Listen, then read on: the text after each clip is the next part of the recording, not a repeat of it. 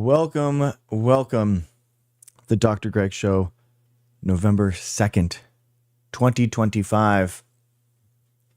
A big day in our fight against these Maha bills. Today we court our next direction. I think we're going to go for one more state, one more exact one bill that we are trying to stop distinctly. And then from there, we kind of are going to start pushing on local celebrities, local companies, local people of influence to try to see if we can sway them to act out against this stuff. Hi, Helen. How's it going?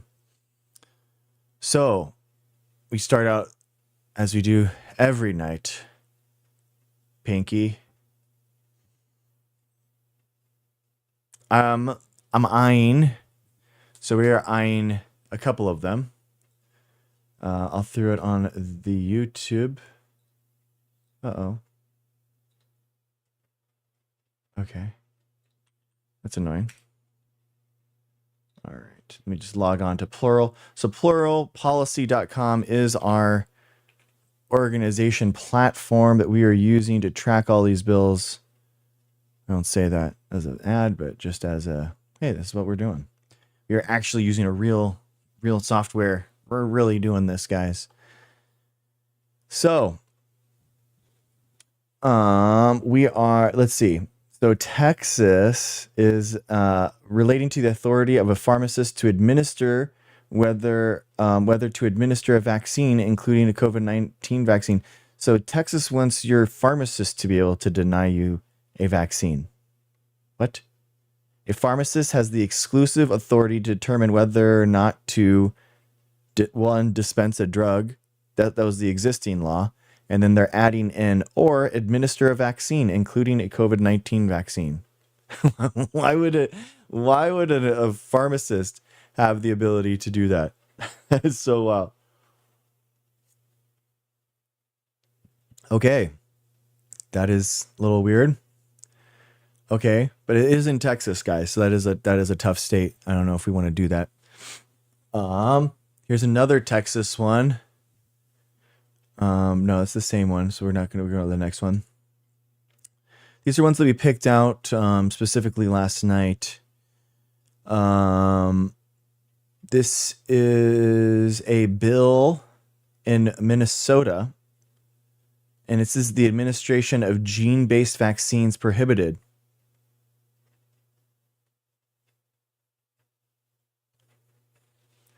This doesn't have any of the stuff in the other bills that make it okay to use it for cancer drugs, for example. This is just a prohibition on administering gene-based vaccines.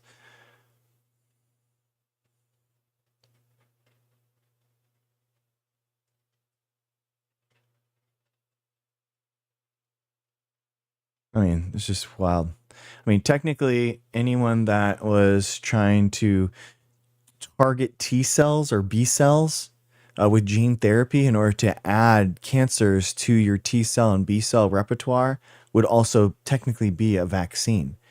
So, but the vaccine, you're vaccinating against your own cancer cells. So that would be the idea of those. Again, they don't really understand or care about any of this. Oh my gosh. This one in South Carolina has so many co-sponsors. Holy moly. This has like the entire, I wonder if they do that. The entire Republican bench is all co-sponsoring this.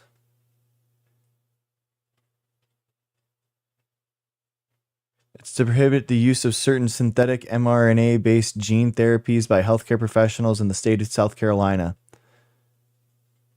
And then to establish penalties for violations by healthcare professionals or to require professional licensing boards to report violations to the Department of Public Health. That's wild. I know. Yeah, I don't think Lindsey Graham's going to be someone that we could rely on to help. Yeah, I don't think. All right. Okay, this is all looking bleak. We'll see. Maybe Michigan. Tennessee. This is the medical freedom bill. So for the purposes of this section, medical treatment, you can forego medical treatment. That's weird.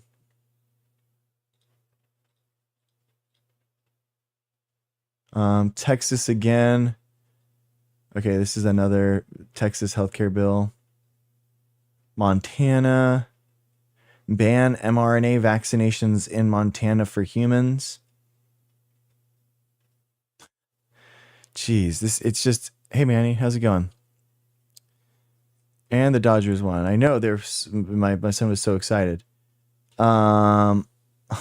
Dude, it's so egregiously false. Where this is in the actual legislation that they're trying to pass in Montana. Whereas the mRNA vaccines have caused enormous amounts of deaths, disabilities, and serious adverse effects. That would actually be in the law of Montana that passed. That's insane. No long-term studies have been completed regarding fertility, teratogenicity, and mutagenicity. Teratogenicity is the ability to disrupt an agent or to cause structural functional birth defects. Oh my gosh, dude. That is insane. Sorry, that's crazy, dude. That's so funny.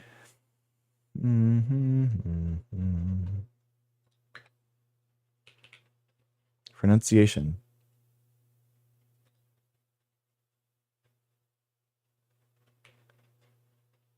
Just say the word.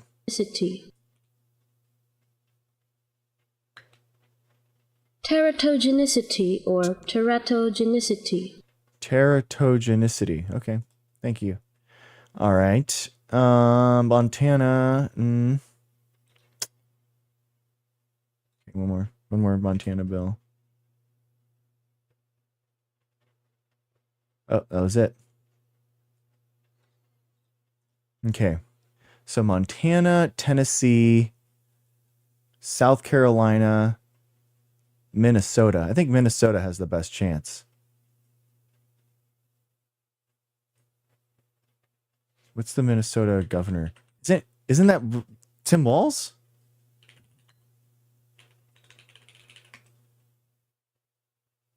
Yeah, it is.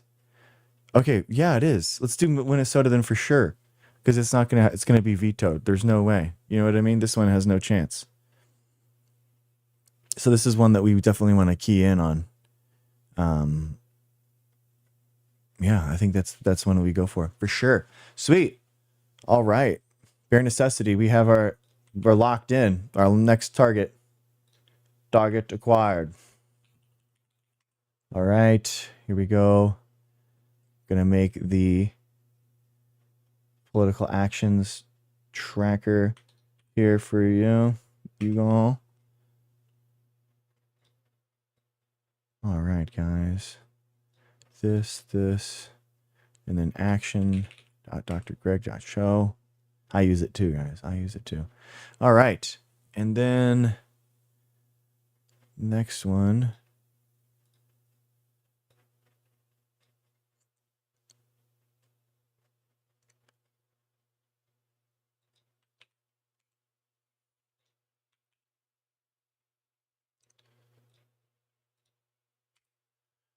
This.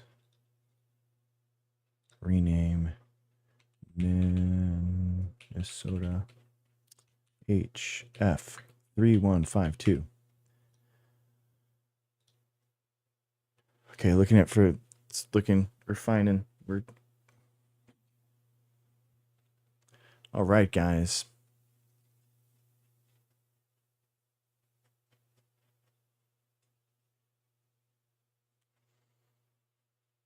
Okay. Let's do this. Boom, ba-dum, ba-dum.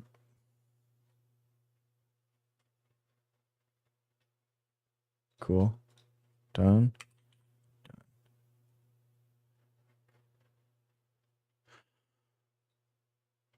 All right.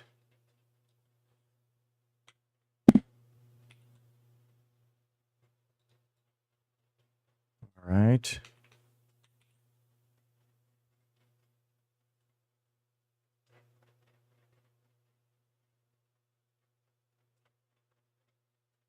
Hmm.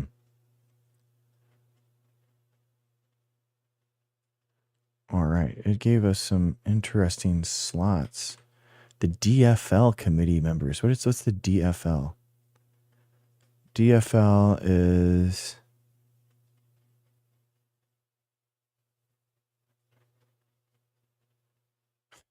this article reports that the 3152 would make administering mRNA vaccines a misdemeanor. What?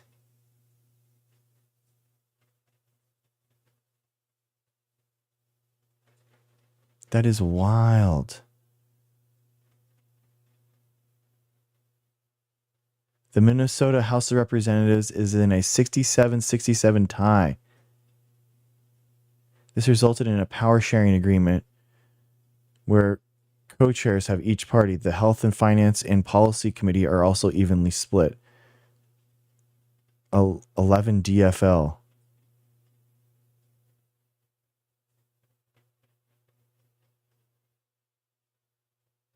Okay, so then if we get the DFL is the Democrats in Minnesota.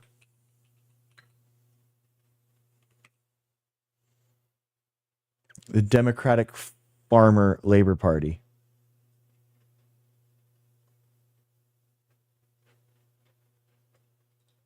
The party was formed by a merger between the Democratic Party and the Minnesota Farmer Labor Party in 1944.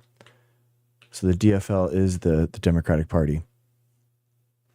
So it's in a 67-67 tie between the Republicans and the Democrats in Minnesota.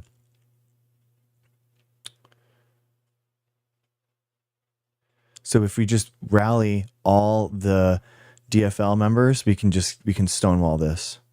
That's big. That's actually pretty big. So we just target them and we're good. That's a big win. That is a big win, guys.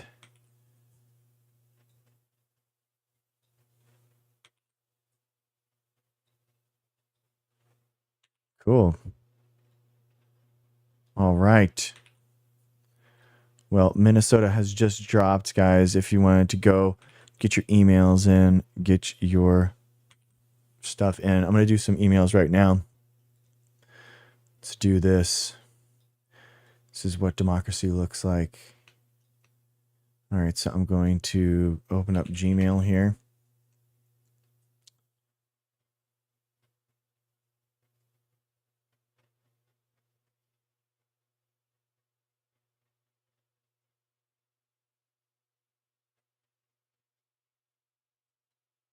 All right.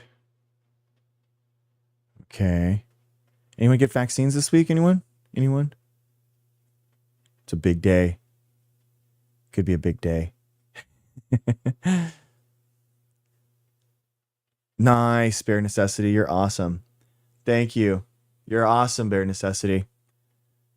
Legend. She's done I think it's 60, 70. Lara Diana, you are awesome. All right, that's 994. Let's give it up for Lara. All right, guys. 1, 2, 3. Yes. Good job, Lara. That is not how vaccines work, Hovita. Nice try, though. Doesn't make any sense. You wouldn't get more sick from getting a vaccine. And you're protected. It's the whole idea. Worships, you're just repeating things that you heard off of a YouTube video. You have no idea what you're talking about. So, or you can just get in the box, or if you wanted to talk about it, or you could just stay there like the coward you are. So, whatever you want. If I'm such a sheep, you can just come in and batter me away and I'll stop streaming and you're so, you know what? Well, Hovita, in order to find that information, which you're going to need to do, so you need to go to your dad. You're going to say, Dad, when did mom stop loving you? And he's going to tell you a story about how a young silver fox came into both of their lives and is able to satisfy your mother like nobody else can, like I can, Jovita. And that's when you should ask him, how much are you paying Dr. Greg to come and let my mom have a really good time? And that's how much I'm getting paid by your mom. And I'm only getting paid as like a cent in order to be here. But so most of my money comes from your mom.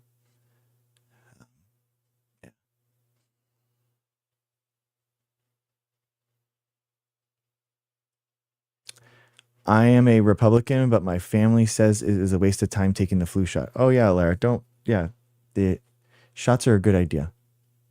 They are really good because you get to get the benefit of having an infection, which just means you get the antibodies, you get the protection, and you get to know that you're not spreading it to other people. So it's like a harm mitigation, plus you don't have the worst effects that could happen on you. Exactly. Yes, Mr. Unemployed. Exactly. That's how I describe it to my kids. Like, it gives us superpowers. It's really good. It's a really good thing. And it makes you magnetic, apparently. I keep trying with my new MagSafe phone. I keep trying with it, and it doesn't work. I don't know. Everyone keeps lying to me. It's so lame. So lame. I keep trying, though. All right.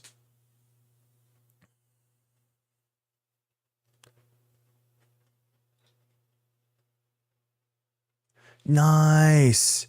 You're awesome, Night Flyer. Nice, dude. Dude, you hit it 200. Yay, Night Flyer. Let's go, dude. Let's go. Hi, Miss. Let's go. All right, guys, we should spam X's for actions here. Let's do it for 200. Night Flyer, 2 emails. You're an awesome addition. Thank you. 3, 2, 1.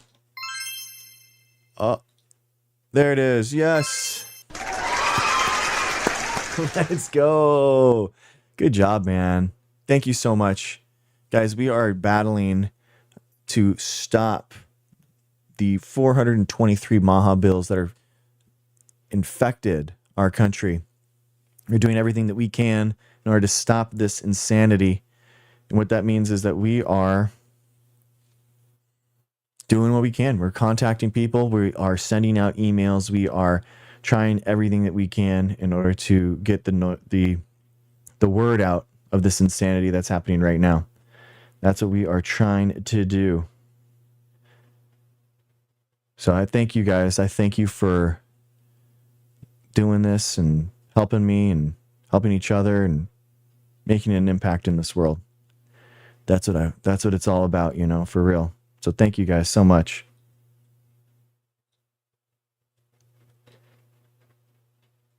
I really feel like, I feel like a lot of these aren't going to pass. I have a feeling. Maybe not because of us, but something because of it. Something.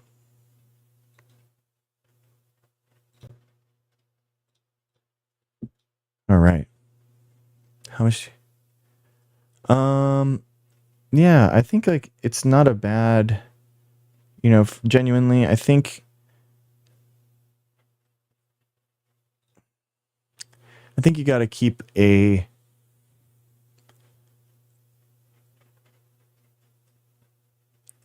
can't follow all of it. I think that's the biggest key. Like when you go and you are consuming news, like consume less, but when you do find something and you see something that's piques your interest, go hard into it. So if you see like a report or something, go like read the report. And if it's a 100-page report, read the 100-page report, read everything about it. I actually had a pollster call me today. I did a poll and they were like, how often do you read like watch the news? Watch the news. Like I don't do that like at all. Zero. You know, like I'll get on my on news.google.com, you know, if something pops up where it's a huge thing that it pops up onto all of the news outlets or something, then I try to see, hey, is there a report or is there something out there that I can read? And I'm not, so I'm like going to Google News not to read the news, but to actually see if there's like a consensus event that's happened. And then I just read myself. I just read the thing myself. I know that's weird, but I don't think that you should be just endlessly scrolling on Reddit or Instagram or whatever, or on here even. I think it's much healthier to slow down your news, but then when you do read something, read it in depth. Like your comprehension's going to go up on that issue. It's also going to allow your brain to kind of like understand things at a deeper level too. So you're forming those neural pathways, not of just like flashes where it's just like news idea, feeling, news idea, feeling, you know, versus like that actual understanding of how things actually are put together. How and why do you believe in something? Where's the evidence? Where is the data? You know, all these things come into fruition when you start slowing down your news a lot more. And I think that that's the best way to go about it. Yeah, find the source where the information's coming from. Yeah. Yeah, that's what it is. No, that's not right at all. 6 Beagle. No, that doesn't make any sense.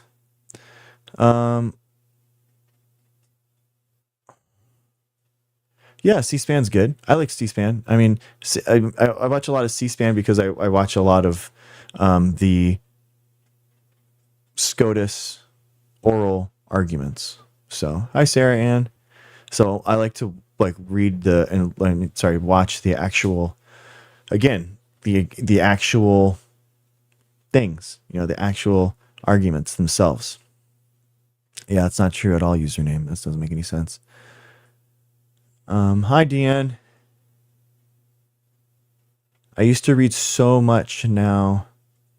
Yeah, I can. Yeah, just slow down the news, man. I think that's the biggest. That's the biggest takeaway. You don't have to be. You don't have to be so wrapped up. You know, it's actually safer for you, and it makes more sense to just slow it down a little bit. It's okay. It's okay.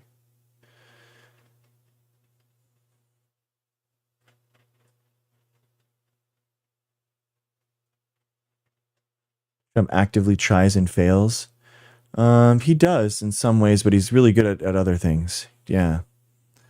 Do you like Zoran? Yeah, I think that he's cool. I think I'm not um I'm not attuned to like how good his policies are going to be, or and honestly though, at the mayor level, I think that we should get radical in how much we try.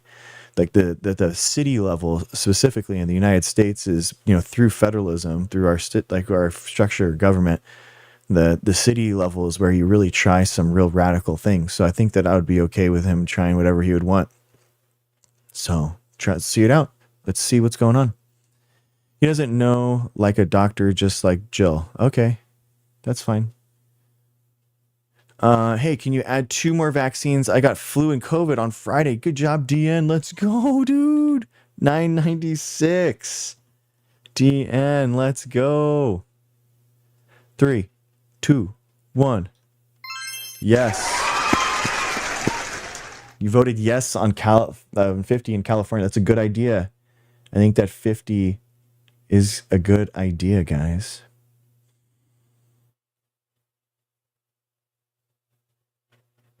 I think that's a really good idea. I think Prop 50 is a good idea. Yeah.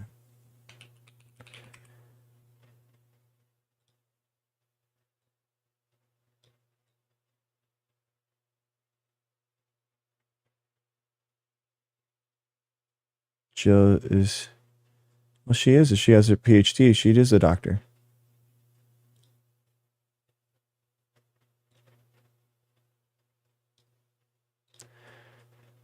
All right. 5 Men, what's up? How's it going?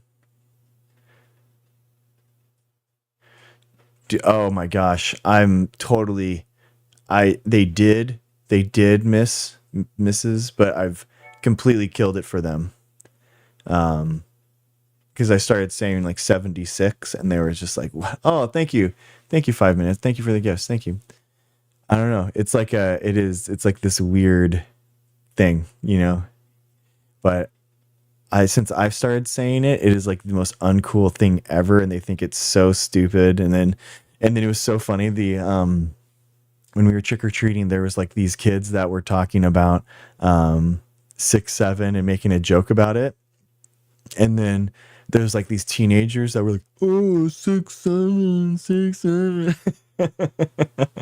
So it's definitely at the age of like, it's so uncool now. And then like obviously the teenagers are like roasting them. And then if it's like your parents that are saying it, that's definitely not cool, you know? So it's so funny, man. Very funny. But you know, they did. I saw that. I saw that. Yeah, yeah, for sure. I don't. Who's Ryan Reynolds? Who's that? What's Timu? You mean the League of Legends character? Is that what you're talking about?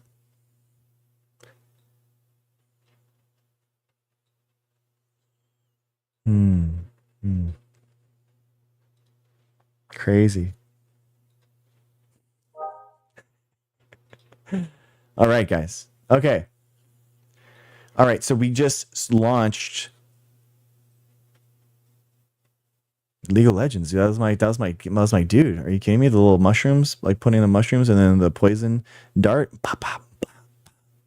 That was my dude. That's what I did. That was it. That was my shot. I played League with my friend. I played like the first couple of seasons, bro. Like, and before they like changed before they changed the account, and I can't get back to my old account. It kind of sucks. But I mean, they changed it from like a Riot to a League of Legends account to a Riot account or something. I can't get back my original one. It's like kind of a bummer, but whatever. Whatever. We persevere. I don't play video games that much anymore, so it is what it is. All right, guys. Well, today in this small planet, we're gonna rock civilization. All right. So, what are we up to? I have some show notes I wanted to look over. One of them. Do we have two moons? I've no, I don't think so. Not. Hi, love remembers. Welcome in. We talk about science. We talk about politics. We talk about the world in between. We talk about. Thank you, Jorge. Is it? Yeah, because isn't it like going away? It's like leaving us, right? Because it like the distance between us and the moon is getting larger over time, right? So eventually, I guess it will. Oh, that makes sense. That makes a lot of sense, guys. Jorge Physics, one of my favorite TikTokers, man. He's such a great education. If you're not following Jorge Physics, fix that right now. He's a great science communicator. Um, all right. All right. So there was a Google Doc of a like an internal democratic thing that I wanted to go over.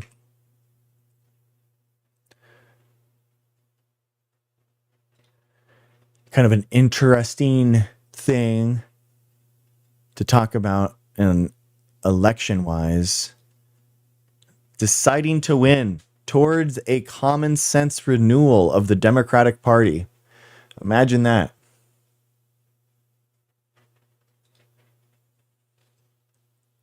Deciding to win. Are we deciding to win, guys? Do you believe that the jab is not great for people who are immune compromised? No, I mean, it matters. So for people that are immune compromised and can't withstand a full viral infection, but can withstand the antigens from vaccines are actually super important for them to get. For the ones that are immune compromised to the point where they can't handle a live attenuated vaccine, then it's not safe for them and they shouldn't. But it is generally safe for people to get. Yeah. All right. So, praise for deciding to win.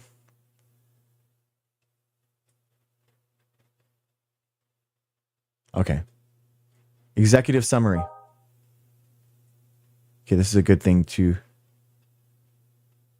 Okay, so 2 pages here. We can read this.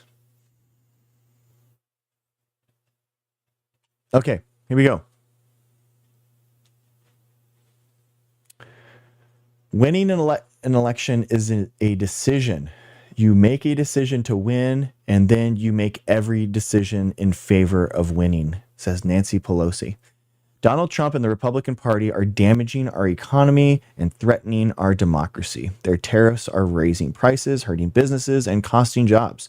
Their legislative agenda, which pays for tax cuts for the rich by cutting health care for the poor and massively increasing the national debt, which is all true, hurts all Americans and risks our country's future.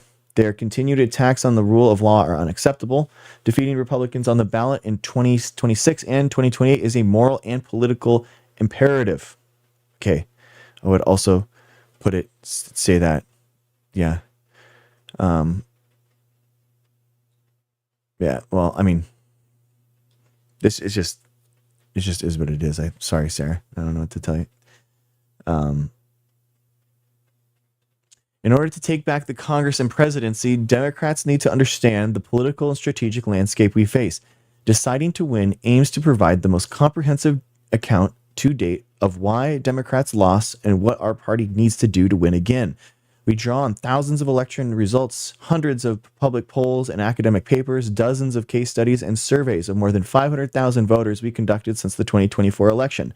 Deciding to win argues that since 2012, highly educated staffers, donors, advocacy groups, pundits, and elected officials have reshaped the Democratic Party's agenda, decreasing our party's focus on the economic issues that are the top concerns of American people. I got to say that probably is where we kind of start slipping. 2012 is probably a good idea. These same forces have pushed our party to adopt unpopular positions on a number of issues that are important to voters, including immigration and public safety. To win again, Democrats need to listen more to voters and less to out-of-touch donors, detached party elites, and Democratic politicians who consistently underperform the top of the ticket. Is the market going to crash? Genuinely, Ness, how's it going? Genuinely, Miss, it is the market's in a very weird spot right now. We're talking about like billions of dollars that aren't going to local communities because we aren't funding SNAP anymore. So those food stamps are credits that go into local businesses. Those are that's money that's being spent otherwise. So when we don't have that, that's bad. There's also billions of dollars that aren't going into banks right now because of there's no direct deposits, and they basically leverage that money to go into other assets. So the banks could theoretically collapse in a scenario where where the government just doesn't open. It is very weird. Why don't you help people get work and jobs and businesses? We do, Jenny. That's what we do. That is what Democrats do.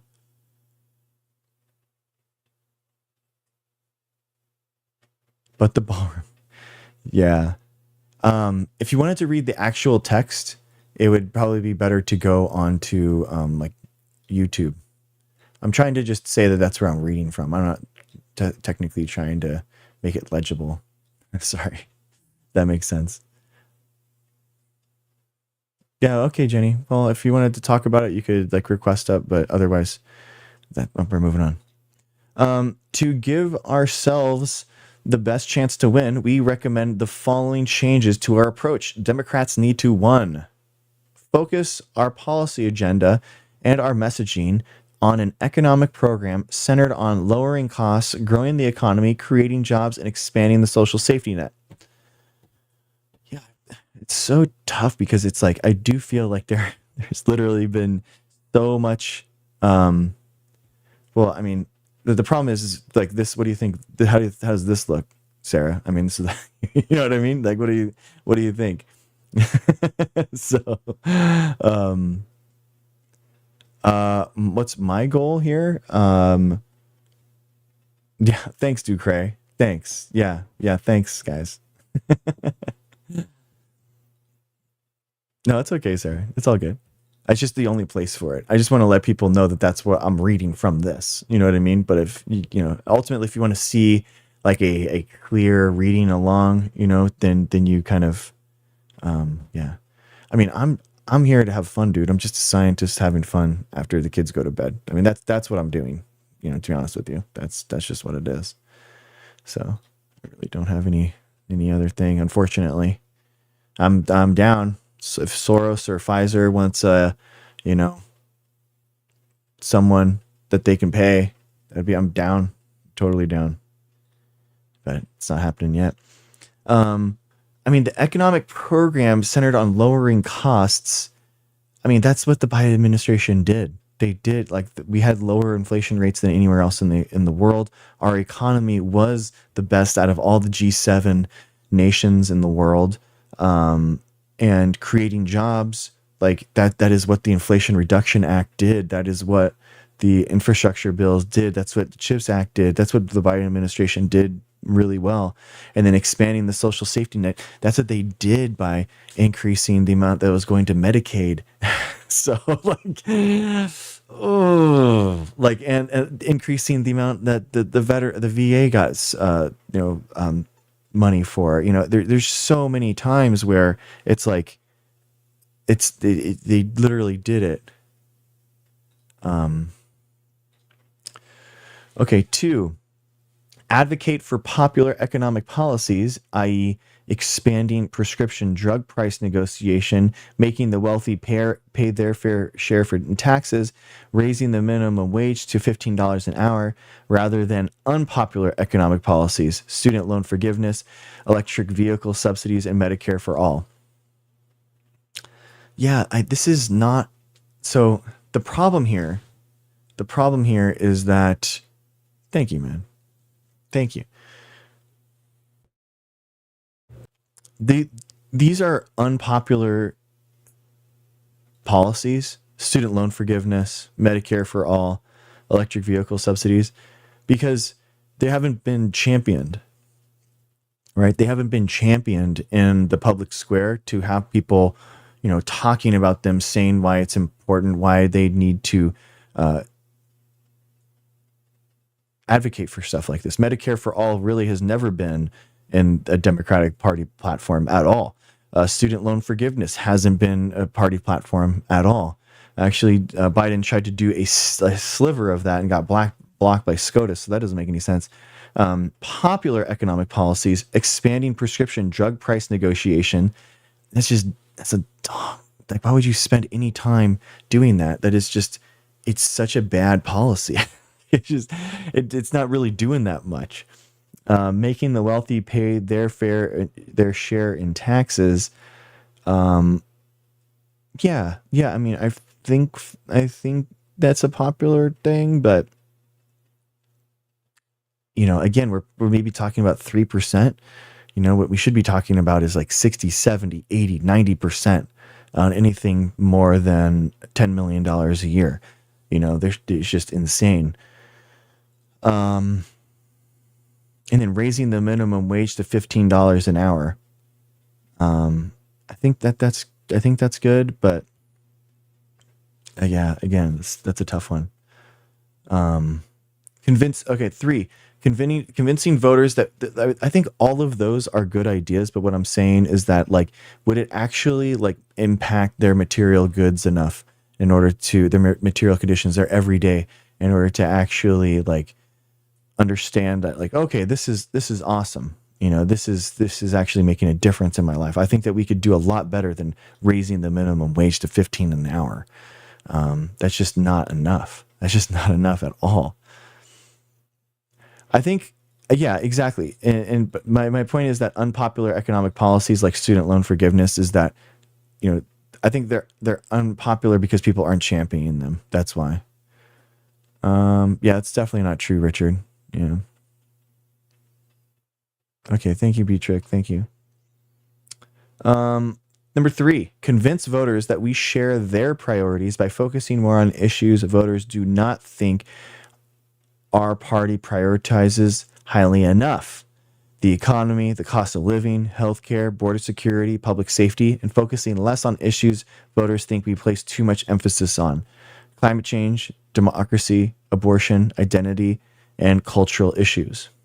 Yeah, I can see that. I mean, you're already going to get any of these voters, right? I mean, people that care about climate change, if they actually care about it, they're understanding that the Democrats are always going to be the best ones. Abortion is pretty self self identify. I mean, that's pretty obvious. And then like the queer community is what they're talking about there, and I think that that's true as well. Um, it's just crazy how people can think that the economy, cost of living, healthcare, border security, public safety. Yeah, it's so interesting. Under a constitutional, okay. Uh, okay, Richard. Yeah, I mean that's what you think, but then Trump tries to take over a city, and then what do you think then? Why should we trust the establishment and medical industry? You shouldn't. You should trust all the studies and the science and stuff, not the medical industry itself.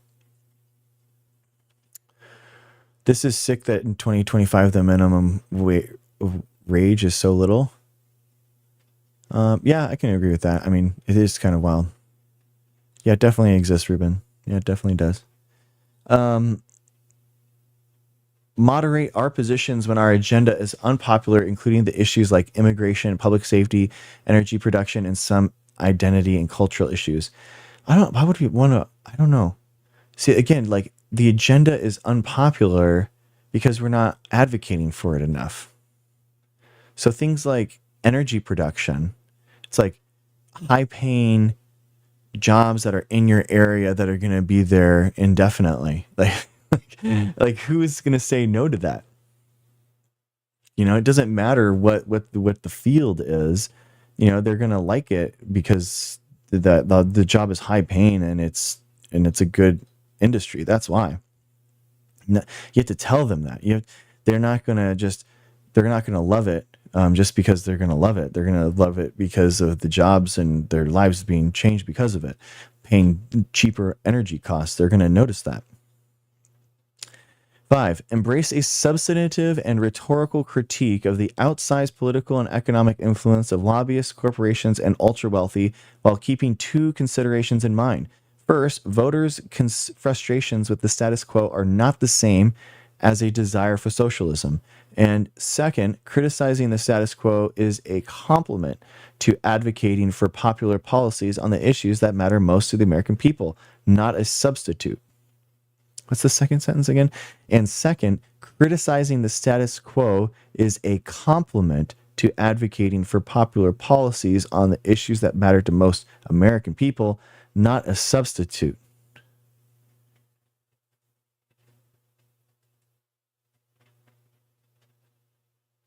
Oh, so they're saying like criticizing the status quo is so they're saying that the people that are against the establishment are complimenting them, like a constructive criticism versus a just malice thing. I mean, I think that makes sense. All right.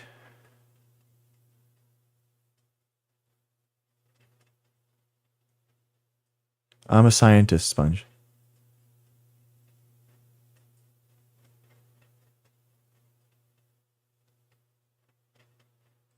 Doc, my mom, dad, and both my grandparents had their rabies vaccines since we had a loose raccoon in the house. Okay. Okay. That sounds a little weird. I don't think that they would just be handing out vaccines to your unless they all got bitten. Is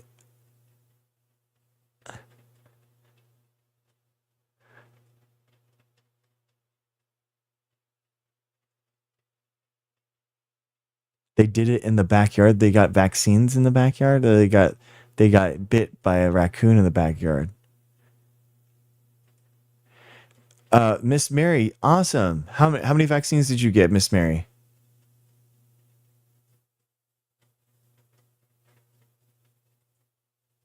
Yeah, exactly, Calminess. Exactly. Yeah, I think so. I think that's what makes sense.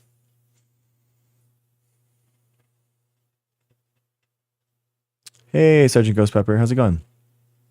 One four flu, one HPV. All right. Okay. All right. All right. So let's Mrs. Buttertooth. You're awesome.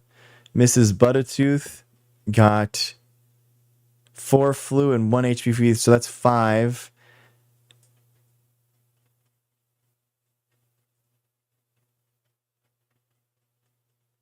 Ghost Reaper. Sorry, Ghost Reaper. Sorry. Hey, it makes sense though, doesn't it? Okay, so that's nine. Okay, so we got nine. All right, guys. Oh my gosh, 1,005, dude. Wow, I can't believe it. This is so crazy. Oh my gosh, dude. Dude. Let me get it all set up. This is crazy. I can't believe it. This is so crazy. We actually hit 1,000. This is incredible, guys. Genuinely, thank you guys so much. Thank you for doing it. Thank you for listening. Thank you for coming in. Thank you for everything. Thank you for being here. For 1,000 vaccines. All right, guys. In 3, 2, 1, go. Yes. Dang. Look at that. Let's go. No way. This is awesome. 1,005.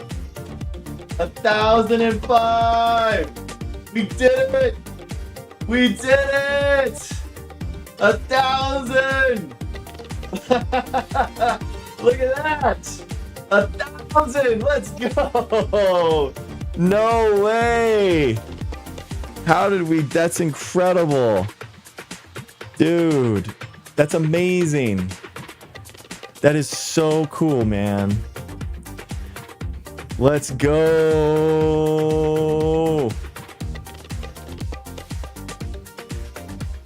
That's amazing. That is so cool, guys. Thank you guys so much. 1,005. That is so freaking cool, man.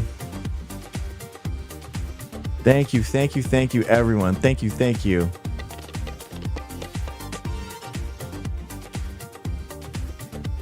Let's go. That's so cool, man. How long did that take? Like a month, dude. Like seriously, like a month. Didn't take that long. Seriously, I got it I got the board up in like 6 weeks ago, maybe a month ago. I think yeah. Oh, nice, Meg. Nice. That's insane. That's so good. I know, guys. Well, I wanted to. What's crazy is that I wanted it to be here for the 1,000, so I could like rip my shirt off and be like, boom, merch. But I can say the 1,000 vaccine thing is Mava merch. So Mava merch is going to be here tomorrow or the next day. And so, yeah, that's going to be awesome. 50 push-ups. Yeah, right. Cannot do 50.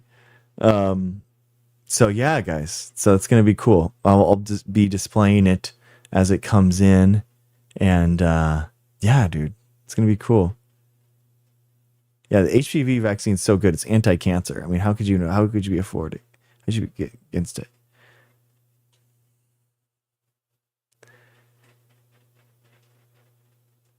How many more until herd immunity? I think we have to get everyone, get everyone in the world. All right, guys.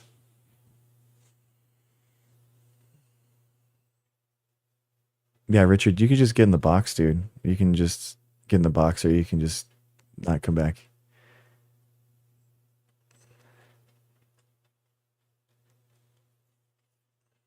Um,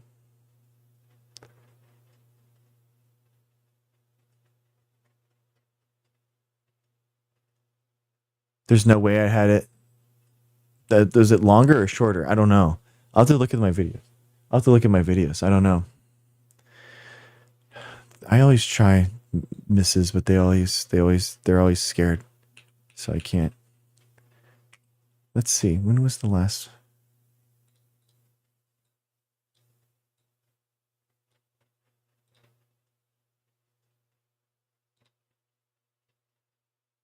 Let's see.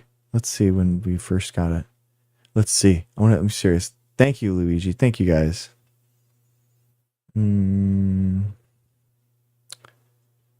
Yeah, it wasn't, dude. It wasn't so long ago. Oh, okay, so it's September 14th. It's in some of my videos.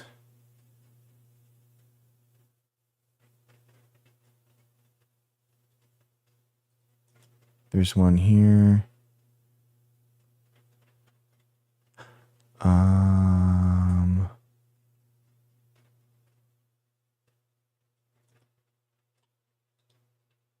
Let's see. Might be the earliest sighting of it.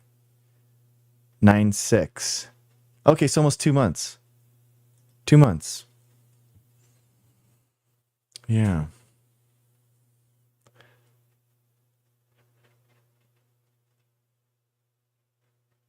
Create a hoodie or a shirt with the text 1000 in green. What? Yeah. So we did 500 in a month. Yeah. I think that's really awesome.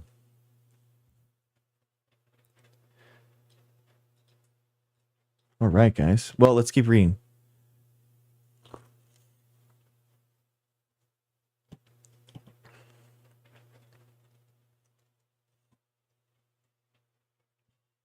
Okay. Here we go. This is a 1, 2, 3, 4, 5 paragraph essay to the end. Yeah, sorry, dude. It's not my. People don't like to come, dude. You know what do you want me to do? So that's why I guess I'm not. I try to be.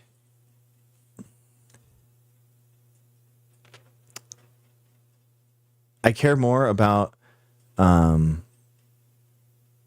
making action and making an impact rather than debating people for entertainment value. So that's just the reality, man. I can't make people debate me, and I'd rather be focused on making positive change through political organizing and keeping our actions high and trying to influence politics that way. So, I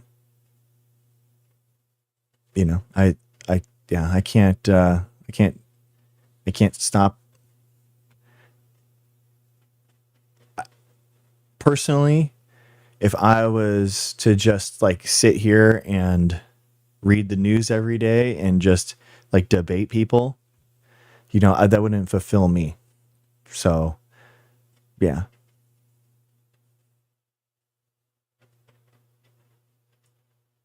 No, I understand, Sponge. Yeah, I get it. Um, yeah, I do. Yeah, I talk to everyone. That's I mean, my scientist friends call it like a science radio call-in show.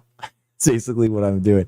There's just like a anyone can call in with anything, and it might be weird. Sometimes there's not a lot of people calling in and requesting up, and sometimes there are. So I mean, what do you want to do? I work for a biotechnology company. Yeah, exactly. Art Bell.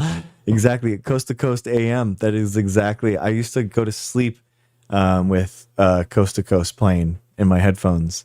Yeah. So, yeah, I used to work at CBIS, and then I worked at BASF, and then now yeah, yeah. No way. That's cool.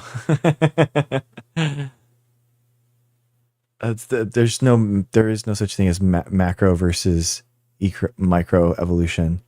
Um, it's just it's just evolution, dude. Oh, nice. Oh, that's cool.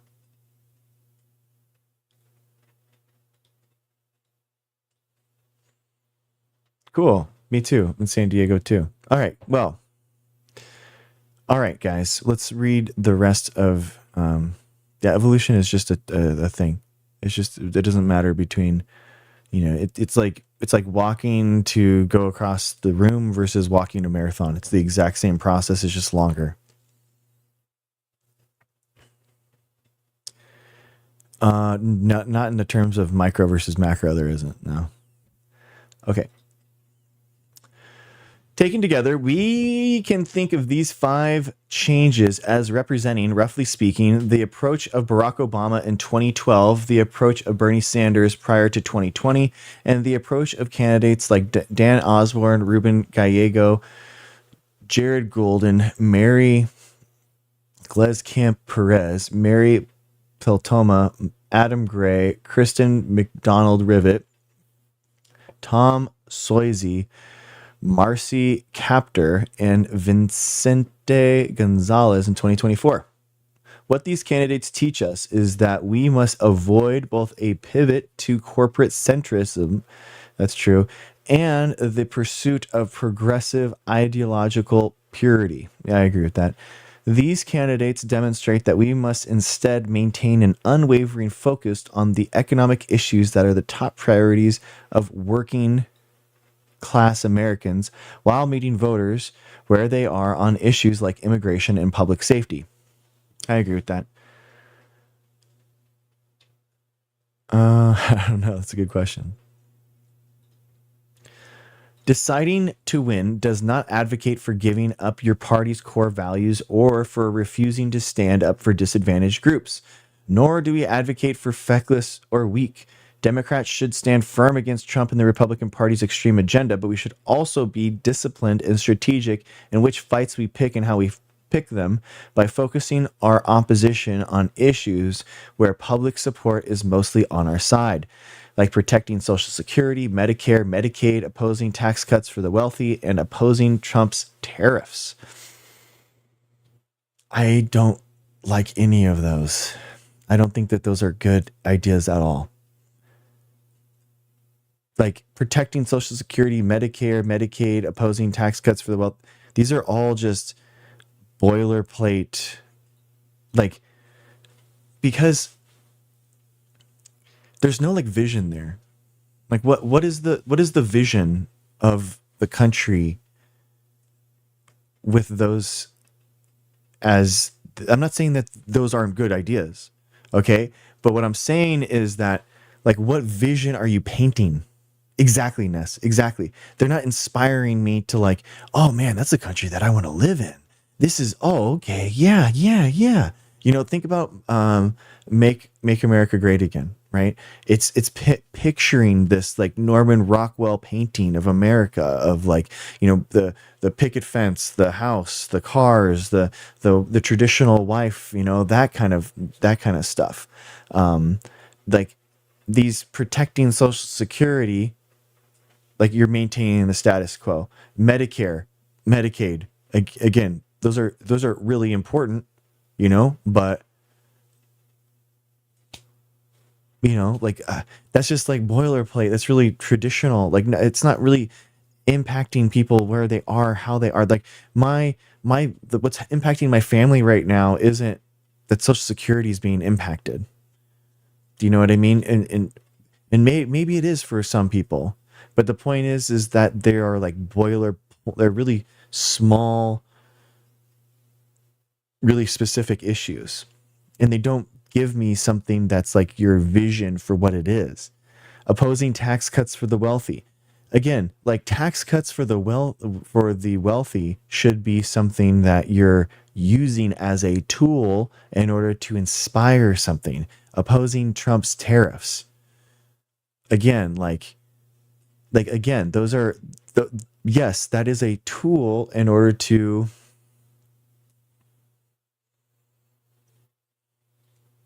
we are um, creating a new 21st century economy of manufacturing the world's best technology here.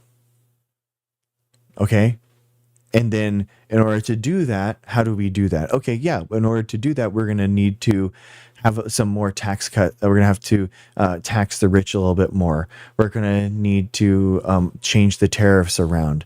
We're going to, we're going to have a social safety net for Medicare and Medicaid because we're going to have money from that. You know what I mean? It's like, give me like the Star Trek, like this is what it's going to be like living in this country, living in this world. Like paint me a picture.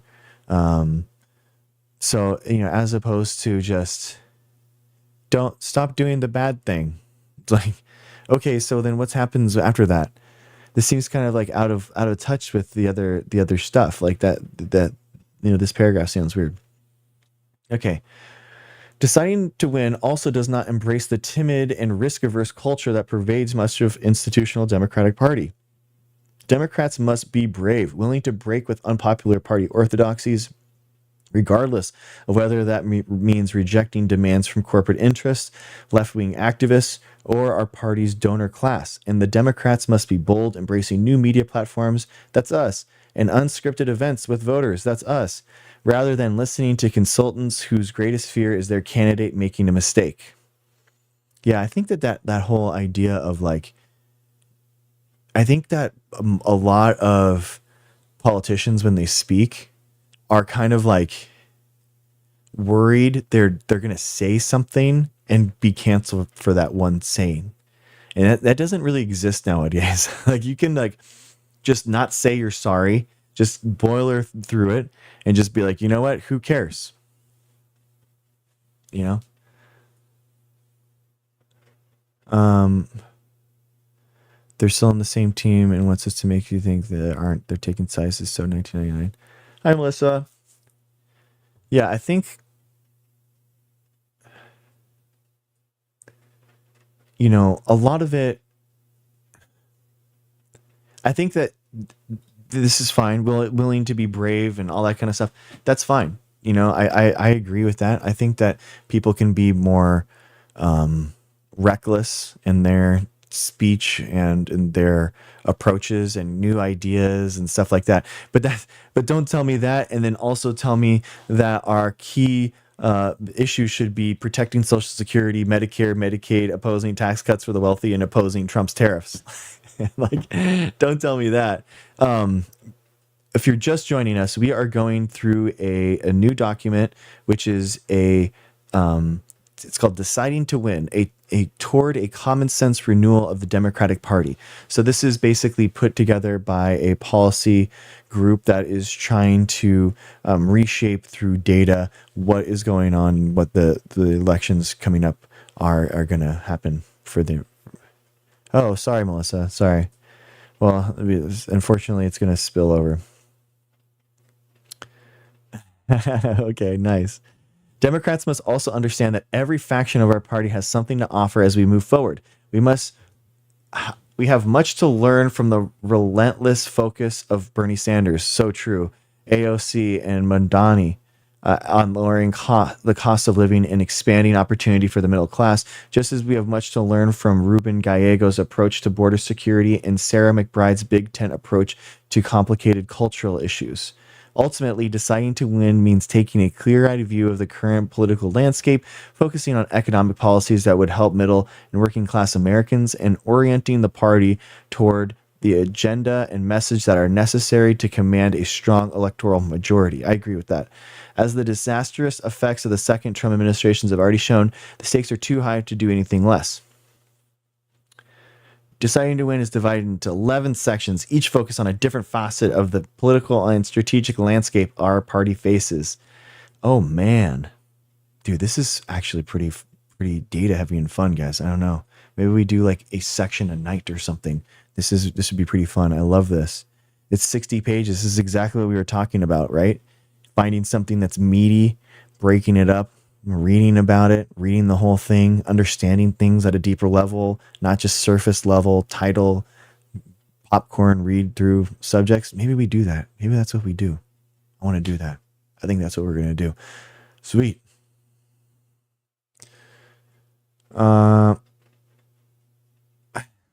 Miss this. Will China be the center of medicine after the Trump administration is through, or will it be multipolar? I don't know. That's a good question, Suji. I think there is a good chance that a lot of science goes that way, but I hope not. I hope not. But it might be good for science for the United States to be not the center of everything again.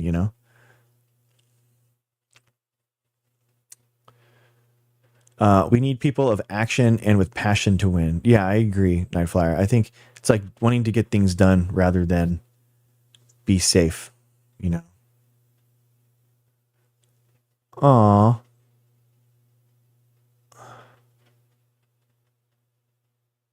Oh, I'm sorry, Juliana. You're in pain. I like learning with you too. Okay.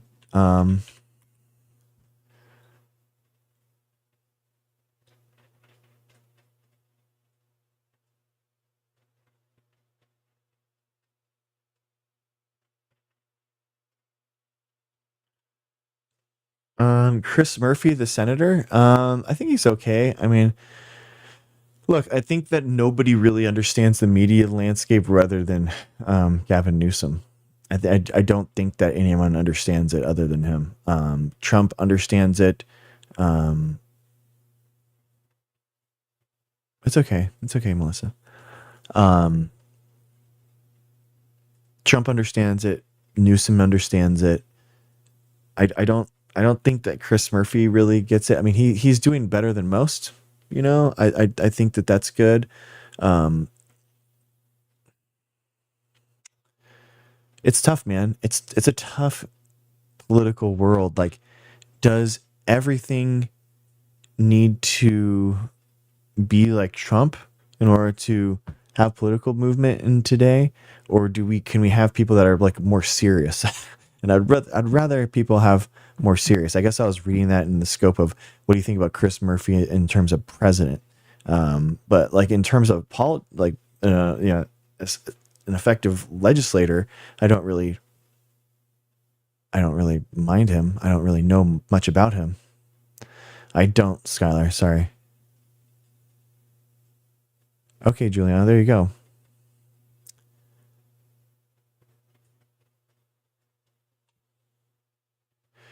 Yes, Yuji, I like that. The Democrats need to bring back the policy of hope, politics of hope. I, I do think though, man, the band Architects, um, they have a really, and their album, All Our Gods Have Abandoned Us.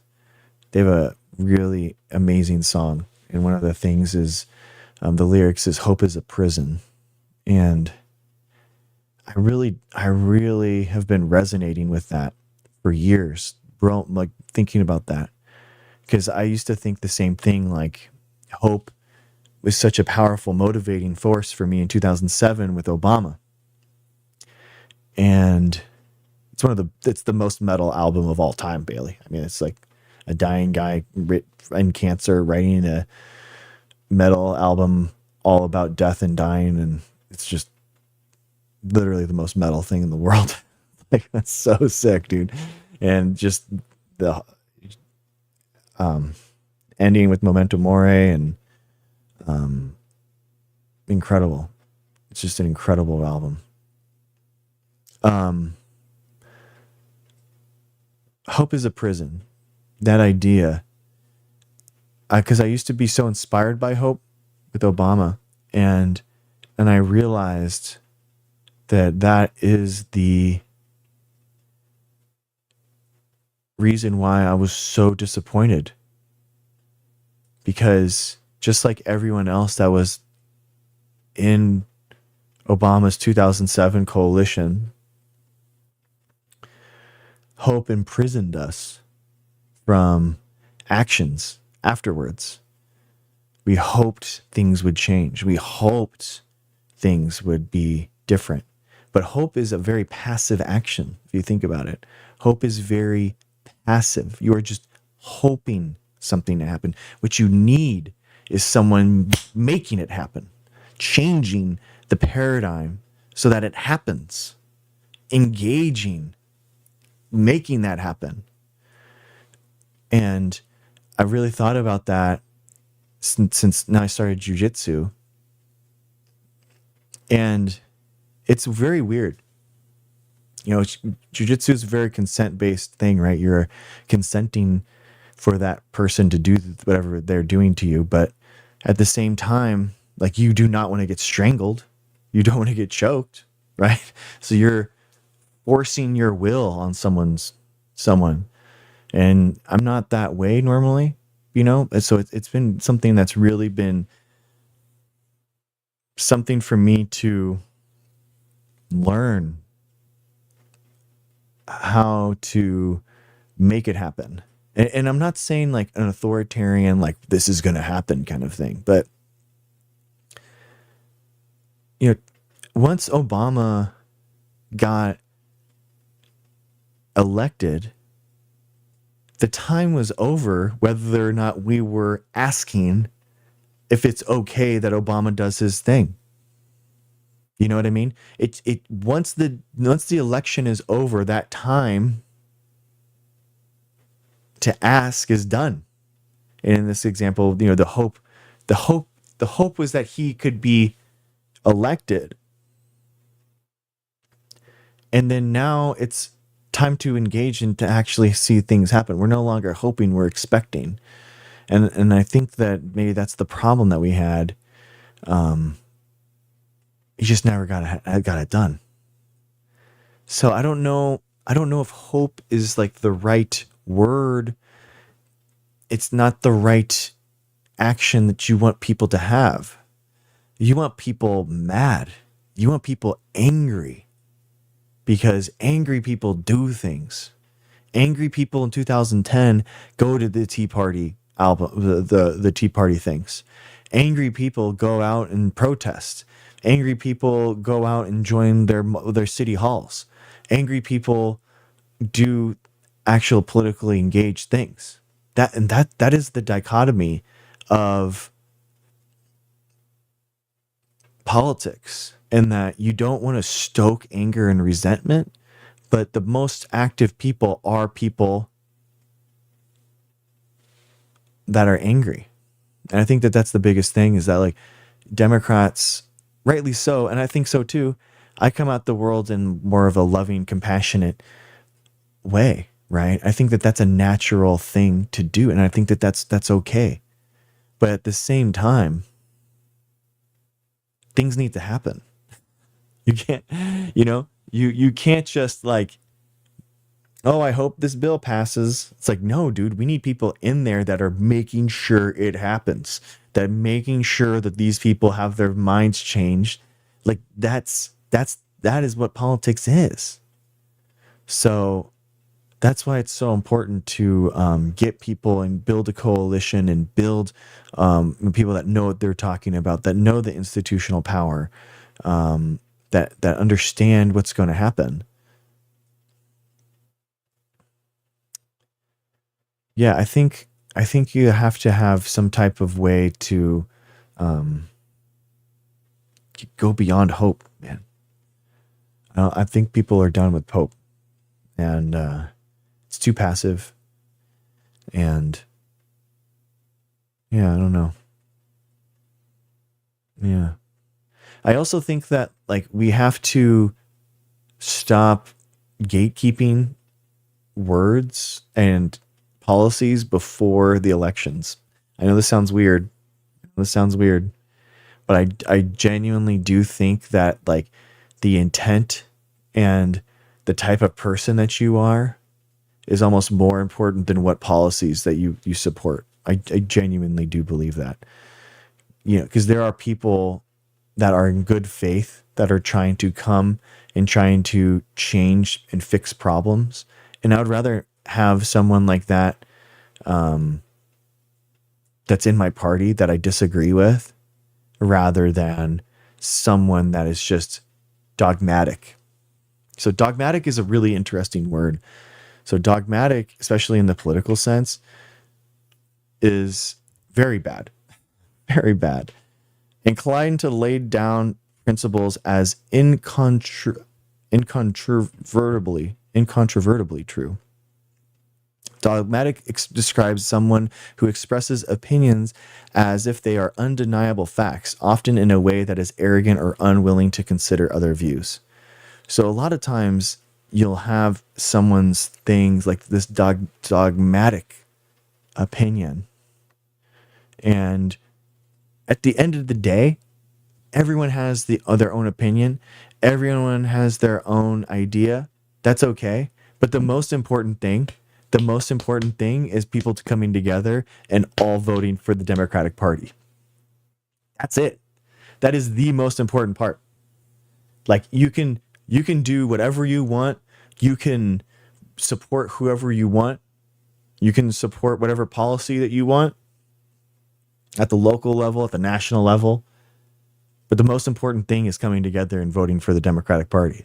Like that is the most important thing. And we've lost that.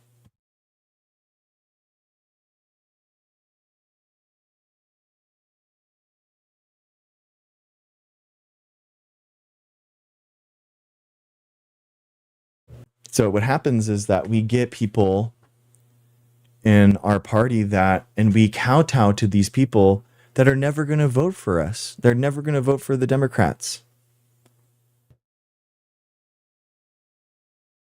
Like you think that like someone is ever going to vote for Joe Biden or Harris if they are calling them Genocide Joe? Hi, just Kristen. How's it going? You know, like that. That just so is so crazy to me. That's so not okay. That someone is calling your own person, you know, stuff like that. And it's like, and even if they do, even if they have okay good opinions, like there's a constructive criticism to have, and everyone should be able to, you know, criticize the president. And Biden should have been criticized for everything that he did in terms of, you know, Israel, Palestine. I totally understand that. But like, why would you poison the well and call him guilty of that? Because then what you're doing is that not only for yourself, you're creating this arbitrarily high bar where you can't vote for that person now, and then also on top of that, you're hurting other people from voting for that person.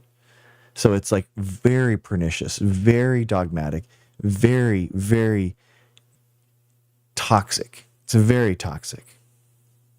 So I don't think that is bad. Exactly. Hassan, by the way, still says that Kamala and Trump would have been the exact same president, by the way. He still says that they would have been the same. I mean, how could anyone believe that? I genuinely, it's just so wild to me. It's not okay.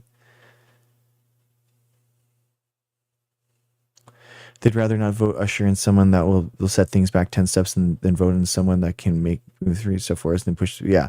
Yeah, Ghostbusters. It's because they don't. That's the thing is that by voting for Kamala Harris and having something go right and material conditions improving under a capitalist is antithetical to that worldview. So therefore, they kind of don't want things to get super good under a Democrat. If you think about it, like, the whole idea with with Marxism is that, the downfall of capitalism will be self-imposed, right? So if things are getting markedly better, material conditions are improving, they're kind of like, ugh, dang. So, and that's not good, guys. That's never a good idea. And guys, I'm a leftist. Like, I'm not a capitalist. Like, I don't think that greed is how we should move the world, and I don't think that that's a good thing. But like, I talk to my communist friends, and it's like degrowth. That's all they talk about, degrowth. And I'm like, bro, how, in what world, like, is that okay to, in what world is it okay for material conditions to do so much worse? Under any type of degrowth scenario, we would be doing awful things. It would be an awful scenario for everyone involved. That's not a good material condition that I would want to live in. So it's really bad.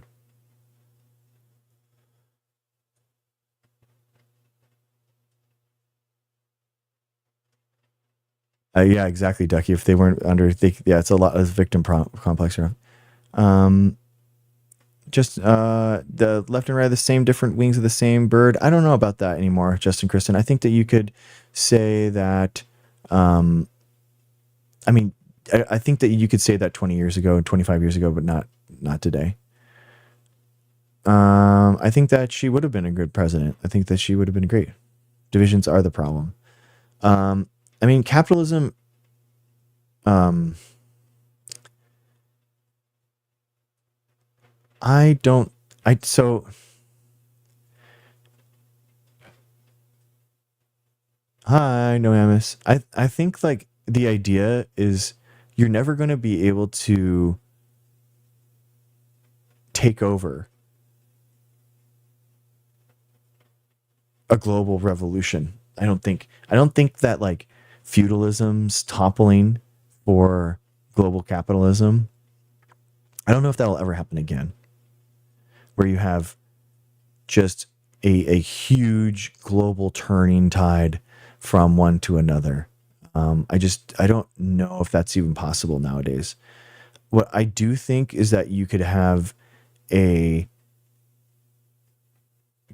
a democratic change of the guard where we say, hey, we're not going to prioritize gluttony and greed anymore.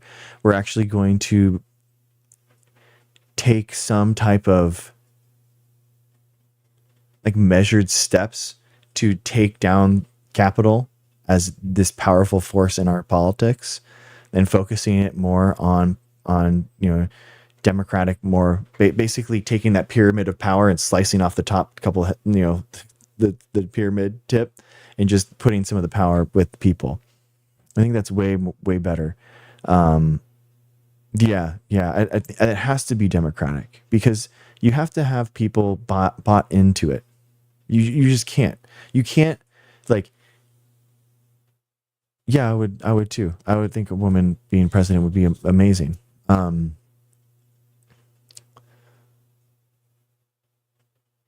Yeah.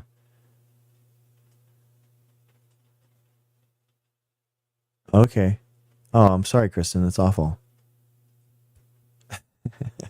Yes, Kristen. That's a Christian. That's exactly what I've been saying. Um, I I think like in general, I think that we have to try the more radical things at a smaller level. I do. I genuinely do. And the biggest problem with like the left at large in this country is that it stopped um, trying to actually win elections at the local level, and just tried to win these weird elections at the national level, like the Peace and Liberty Party, the um, a lot of the DSA. It's just it's very hard to win these national elections. Jill Stein coming in once every 4 years, but basically as a book tour. It's just a joke. Like the Green Party doesn't hold any serious national offices. It doesn't like the Green Party doesn't have any executive experience running a state. So it's like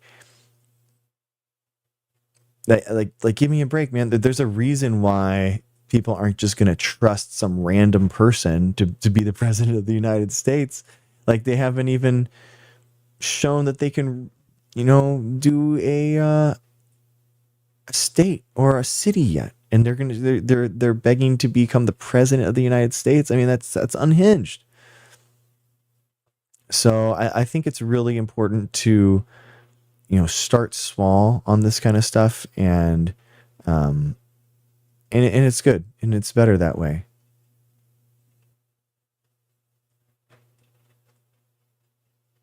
They do have a brand problem, Island Time. I agree.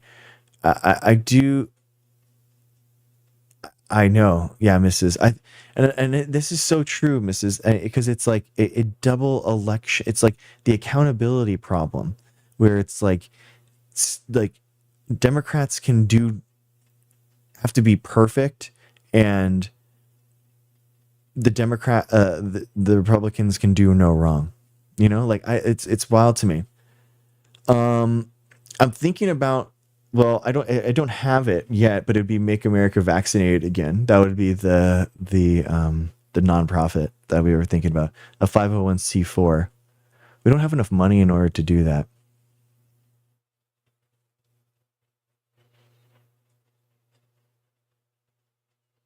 Azula, I think that's a good point. I think that is a good point. Like, but what I guess,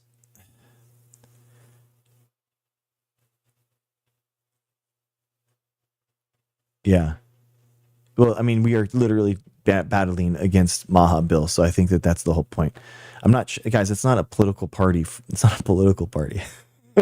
We're trying to lobby against the Maha bills. That is what it is. So, um, that's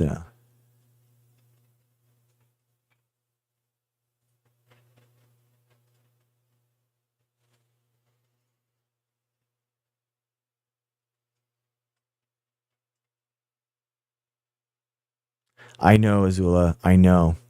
Well, I mean, okay, let's make it. I mean, I haven't registered it. I just did the domain name. I mean, what do you guys want to do? I mean, we've done this whole organization through the lives, so it organized everything. So whatever you guys think. Okay, yeah, yeah, yeah, Ducre. Um, no, no, he didn't, Melissa. What do you think? What do you guys think? What should be our nonprofit that we are trying to get, stop these Maha bills? And I think I do think that Ma, that Mava, the idea of Mava is not doing the things that I said that we should do, which is like have a vision, right? Like there is no vision with the Make America Vaccinated Again. Like like what we're doing is what we are doing is saving 50% of kids from dying from disease. That's what we are doing. We are creating bills through science that will save the lives of 50% of children. The DFL is the Democratic Farmers Party, a labor union. So the DFL and the Democratic Party of Minnesota merged. The DFL is the Democratic Party. Save America's Children Party. Yeah, that's not bad.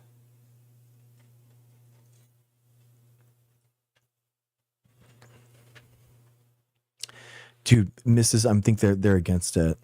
Yeah, I think they're against it, which is wild to me. That's like literally only there to stop kids from having brain bleeds and like develop awful brain problems, and it's not even a vaccine, and they're just against it. It's just wild to me. Also, the prompt says House Health, Finance, and Public Policy Committee. Let's see what it says.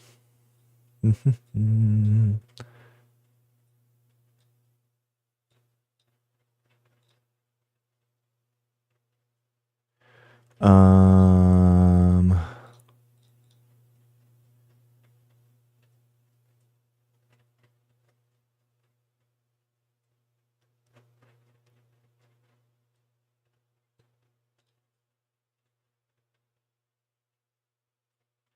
yeah. Introduction to the first reading referred to the Health and Finance and Policy Committee. Yeah, it's there. If you say make, then they don't want to be told what to do. I think that's a good point. I think like people. Okay, let's brain shop. Let's brain shop with Gemini. Let's brain shop. Brainstorm.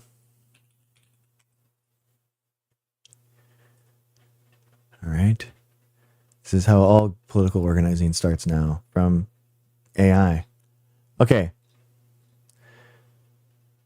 Gemini, we are creating a nonprofit organization in order to battle these Make America Healthy Again bills that are anti-science and trying to ban public health measures like epidemiology, contact tracing, quarantines, vaccines, health reporting, that kind of stuff. The mission and a lot of these organizations are centered around the idea of medical freedom, that they are creating freedom for people by not having to adhere to laws that mandate vaccinations. But in my opinion, you actually have more freedom with vaccines because you are not choosing for that other person to have a disease put on them. So in a lot of ways, what these people are saying is opposite, right? These medical freedom organizations are actually choosing, making the choice for other people that they are going to get diseased. So how can we counter that narrative in a political organization's name to combat medical freedom when they use that term, but when we actually mean it with our legislation? All right, let's see what it says. Let's see what it says. Let's ask ChatGPT as well. Here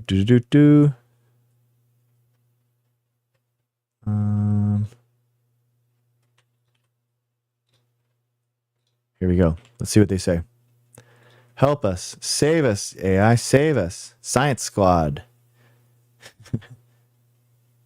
Yes, Ducky. Yes, we are huge on vaccines. We just broke our 4-digit 1,005 vaccines, man. Big. We on big. Melissa, it's okay. Please just don't spam that, please. Thank you for pointing the word out, but thank you for not spamming it.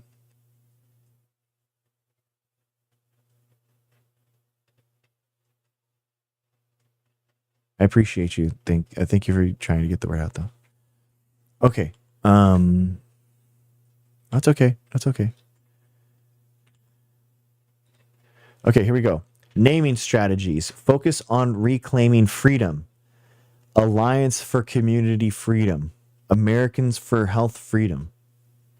Freedom to Thrive Coalition. Focus on safety and community. Protect public health. Oh, that's a good one. Americans for Community Safety, or the Public Health Defense League. The Public Health Defense League. I guess we should think about these as also as acronyms. Coalition for Public Health Integrity. Core messaging to counter medical freedom. The slogan, public health is public freedom, is the key. Dude, that's good. Public health is public freedom.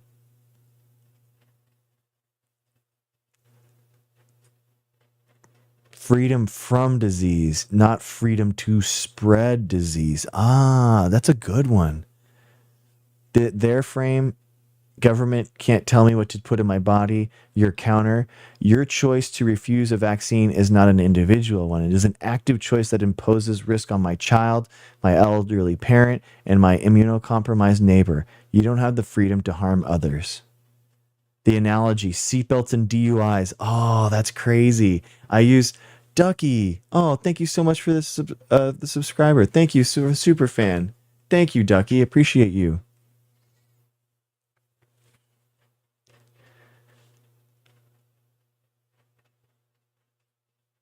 Okay, that's so crazy. I do seatbelt laws just as an analogy that I thought of. Thank you, Ducray. Let's go. Ducray 2001. You are awesome. Let's go. In 3, 2, 1. No, you don't. No, you don't, user 139. No, you don't.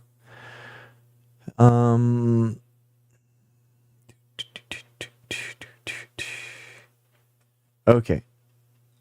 Okay, here we go. Let's try it. Let's just see what ChatGPT says. Positioning, one line. Freedom means being free from preventable disease so we can learn, work, and live together. Positive liberty, freedom to live safely. Shared responsibility, freedom ends where my choices impose disease on you. Evidence first, vaccines reporting. Dude, that's probably a good idea. Like the DUI acts. It's like it's my choice. It's my choice to be drunk. It's not going to impact you. Right? It's like, well, no, it's not a problem theoretically to drunk drive in a vacuum. If there's nobody else in the world, probably wouldn't that be that big of a deal. But it's because you can harm other people. Yeah, the seatbelt too is an interesting one. Yeah, it's seatbelts and yeah, it is interesting.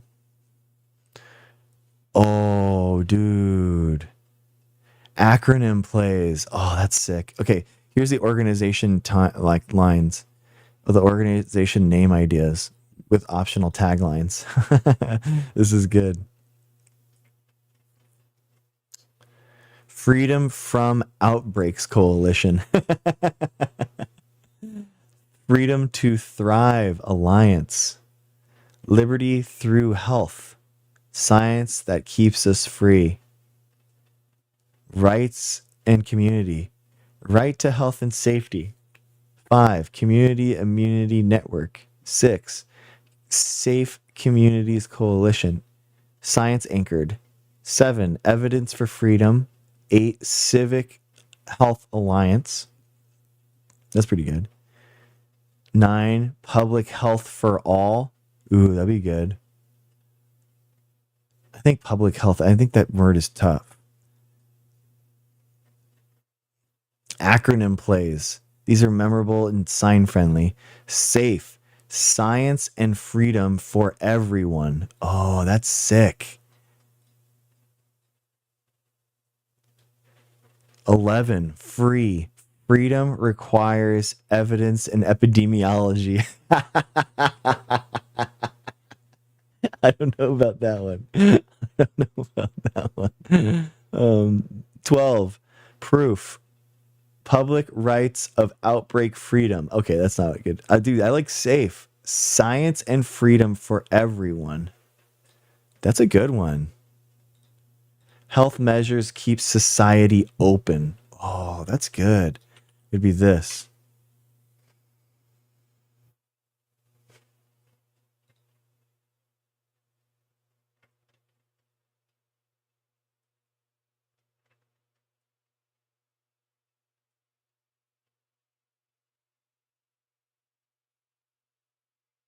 Safe is the safe one is, yeah, safe is good. I like safe. I like safe a lot. Let's see if we can. Dude, that's a common word though. There's no way we're gonna be able to get safe.org, or you know what I mean?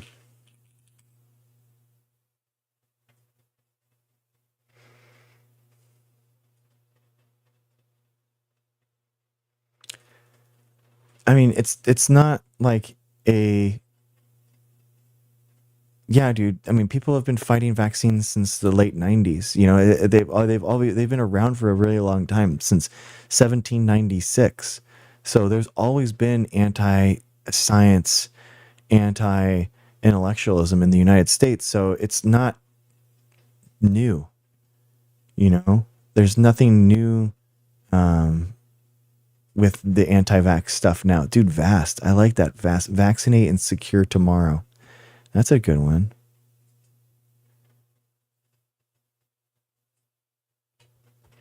Hmm.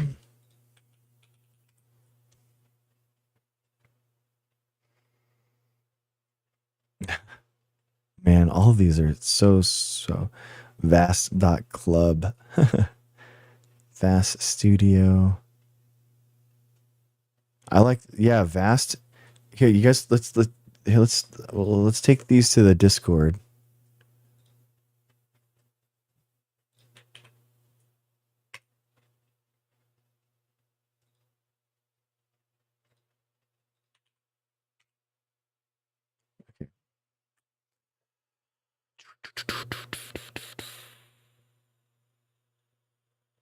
Okay, all right, let's create. Let's. I want to take. Hmm. I don't live in Hawaii.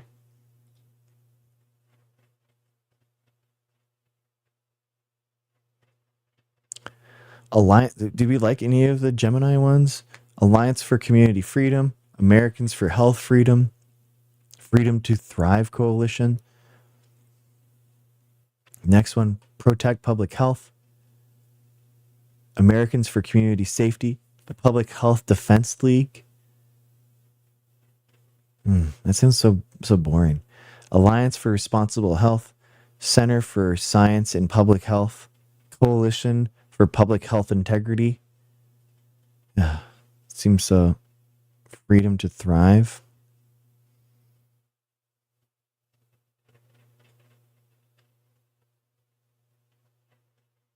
FTT frames health as a prerequisite for freedom and prosperity.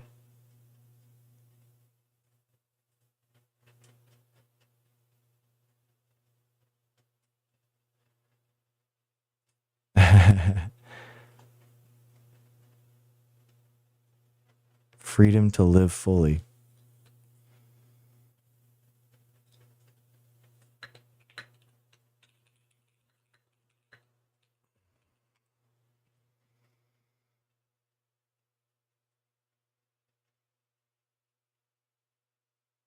Yeah, everything's going good, Melissa. Thank you.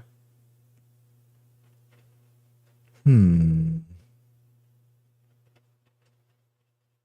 I live in California. Freedom to thrive. Okay. We're gonna get the here we go. Gonna put a bunch of these in the Discord and we can vote on them.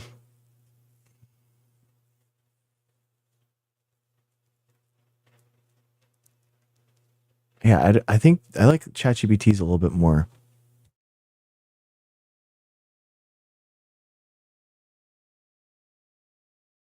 Yeah, exactly. You're not really understanding. It's so interesting to me that people use the freedom of choice thing. It's just wild to me because they really don't understand what the choice was. That's what's crazy to me. They don't understand what the whole argument's about. It's so interesting when no, you don't. No, you don't. It just by asking that question, it kind of shows that you are unable and you never really understood what the whole point of it was before. So it's crazy. Exactly, Ducky. Exactly. Exactly. Exactly. The choice was always like their life, that they could choose two paths, right? It's about, no, you don't. You don't understand. Their choice is like a life path that they could choose to go on. Like by not vaccinating, you are removing that choice from that person, and you are making them saddled and have to bear the burden that you were unable to fulfill yourself. So you see what I mean? No, that's literally what it is, and that again, this is why you don't understand what you're talking about, because you're pointing that to that. Exactly. Yeah, they don't care, and this is the thing, is that like the Republican Party would literally get the measles to own the libs, and that's the problem. That's the problem with it. That's the problem. I will never sit here and agree with you. Never. Okay. 139. I mean, you're here all the time, bro, and you watch constantly and you engage in chat. So all you do is help the stream grow. So I appreciate you. Yeah, exactly, Mrs. They don't understand anything. They don't understand anything. I do like vaccines, Deidre. Yeah, I do.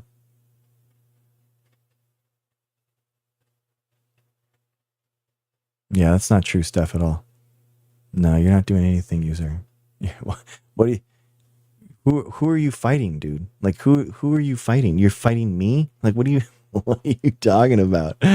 Like it's so funny to me. Like I'm not doing anything, bro. I'm not like, you're not fighting anyone.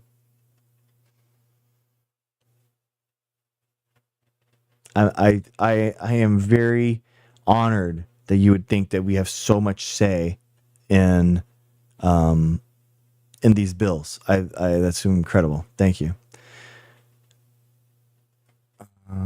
Lucky. I mean, well, you have to see. I guess ask your questions.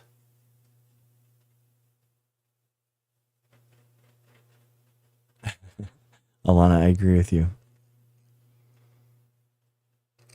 Exactly, do great. Exactly. Oh my god.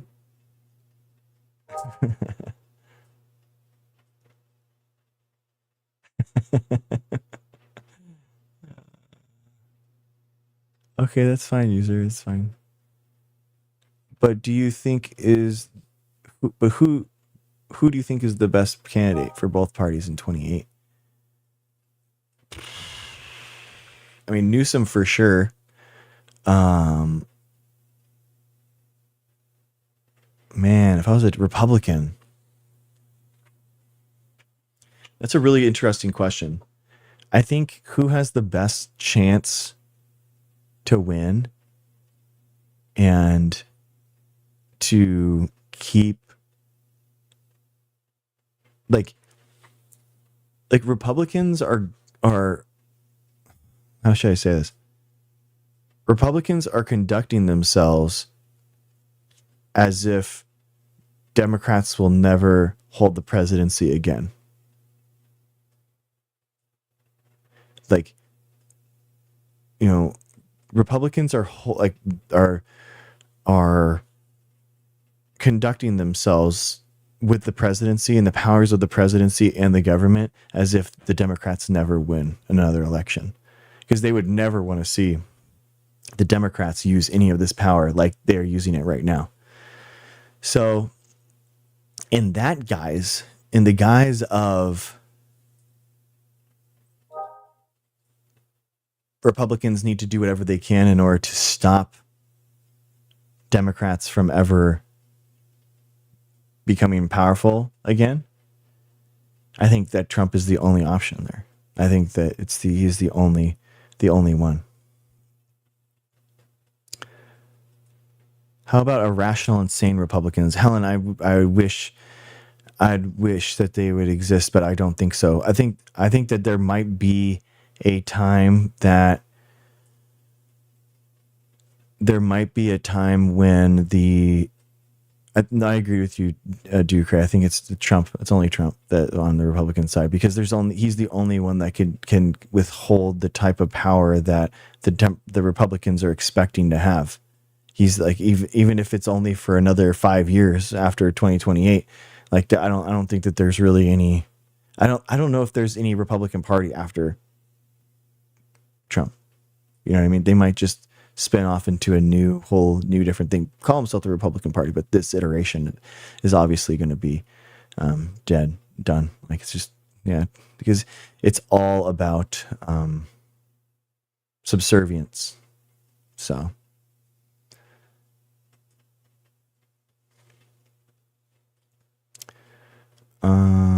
Juliana, I think maybe I agree with you. Sadly,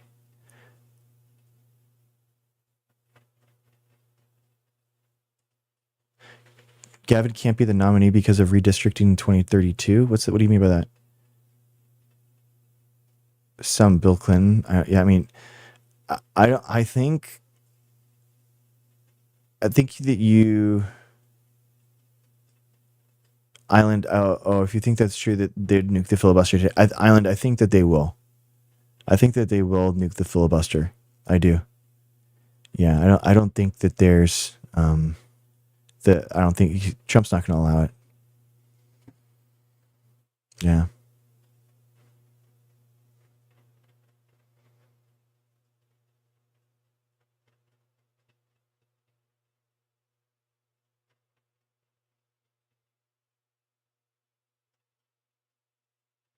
Oh, you think so, Lucky Penguin? There's enough people that are going there that all you'll need for 270 is Pennsylvania, Michigan, and Wisconsin. Is that true? Juliana, I think that martial law that he says martial law is going to be really bad. It won't be enough. That's what I thought, Lucky. That's what I thought. California's losing electoral college votes too. So it's like the Rust Belt, the upper route, plus California's not going to be enough too. It's going to be awful. It's going to be really bad. Yeah.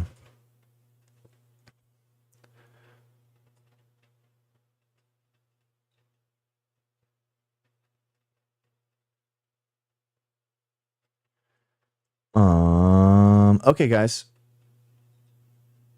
Well, let's see. What else do I want to do today? So get in the Discord. We're gonna vote. We'll vote on the political nonprofit that we're doing and the name of it. Mrs. I think so. I think so. I think that's true. Oh, nervous laughter. He has to at some point, right? He has to. There has to be.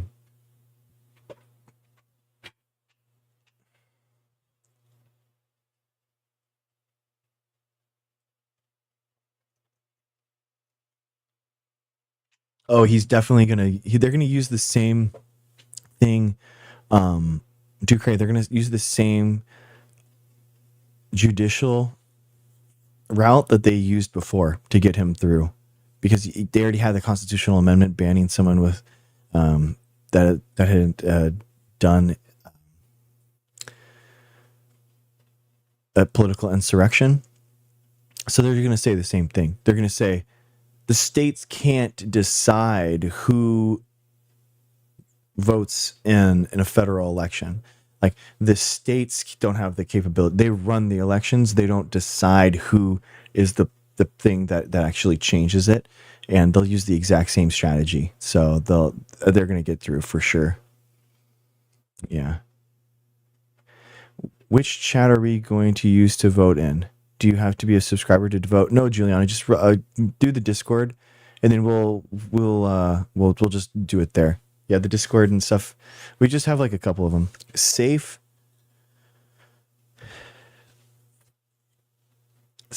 and vast. Safe is the science and freedom for everyone. Vast is vaccinate and secure tomorrow. And then the freedom to thrive coalition. That's the way we're going to vote. And Kristen, more than that, he did January 6th, an insurrection. In the Constitution is you can't you can't even do that. Oh, really, Lucky Penguin? I did not know that. That's very interesting. Exactly. I totally agree, Lucky Penguin. I don't understand. I think that I think constitutionally, Trump has exposed the Constitution to the fatal flaw, and that is that there is no enforcement mechanism in the DOJ. Like the DOJ and the judicial wing of the Constitution are just subservient to everyone. I mean, it's just great. You have to put the Department of Justice in with the Justice Department, and that whole wing. I think that you would have to make them completely separate and create like SCOTUS in the judicial side, like bigger.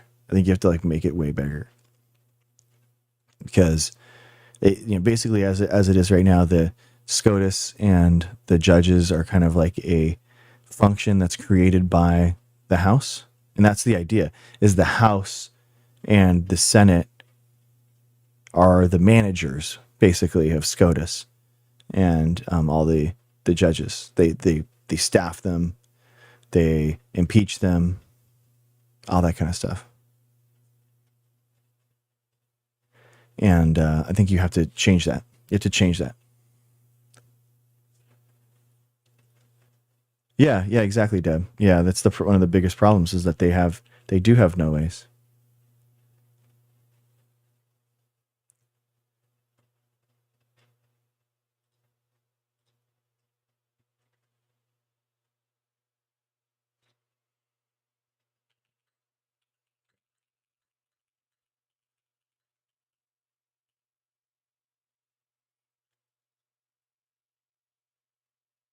No, I don't.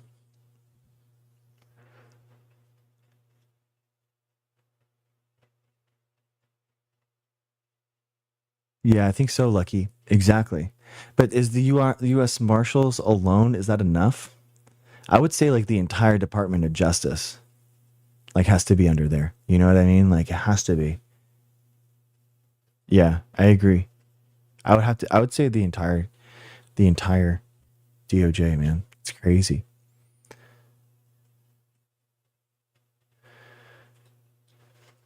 All right.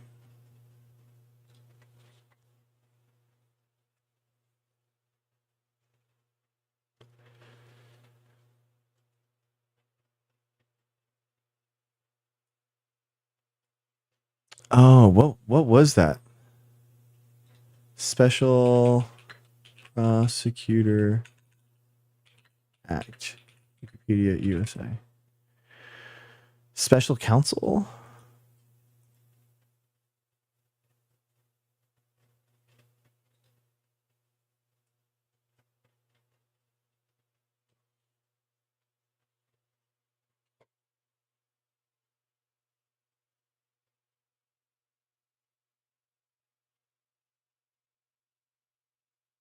Oh, it's a less confrontational version. Oh, so it was after Watergate. They changed it.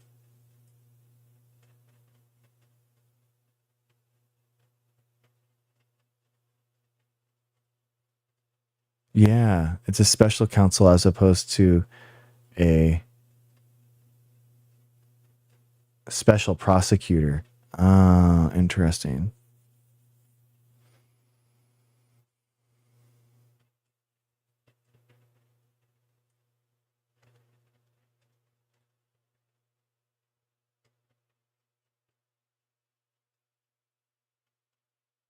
We can, Deb. A constitutional Congress is so scary right now.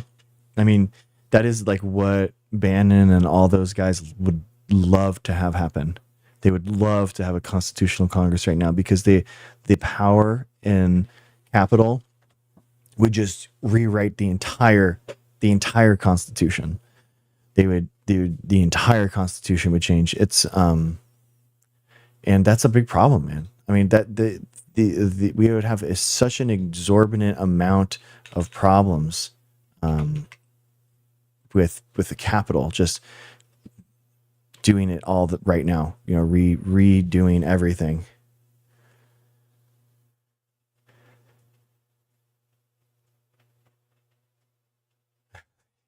Yeah, I agree. I agree, Melissa. I agree, Duque. Yeah, I don't understand how everything's okay with her. Okay. Yeah, I wanted to do. Sorry, I just wanted to change. I changed my link tree. Sorry, guys. 1 second. This is really inspiring. This is a really good show. Really good. Links. Do. Website. Dr. Greg Show. Boom.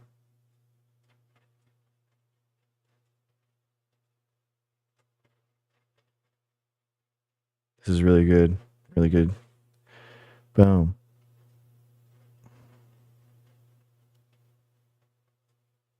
All right. It should be good now. The link tree in my bio should be what it is now. And that should have all that stuff.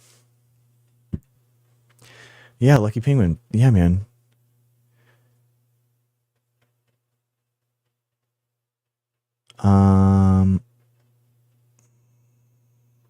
Yeah, Lucky Penguin. I think it's really interesting. The problem with exactly. Yeah, it should be equivalent to what the smallest amount of states are. Like the dividing. Hi, Missa. The divider, the denominator should be the state with the lowest amount of people in it, versus like, because a California representative represents like what, 750,000 people, and there's only like 250,000 people in all of Wyoming or something. So it's like, so even in the House of Representatives, we get absolutely demolished. I think that you'd want to open that up a lot more. It's very lopsided, exactly.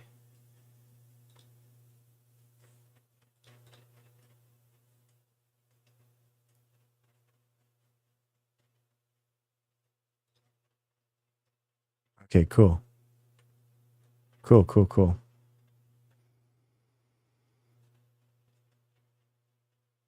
Oh, okay. Yeah, that's an interesting idea. Yeah, I like those. Dude, I like your ideas, Lucky Penguin. Thank you, man. Thank you, Missa. Thank you. It's here. Boom. There you go. All right, guys.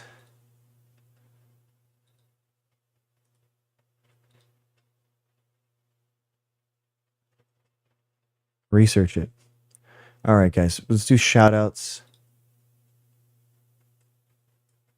Yeah, we do need, yes, for sure.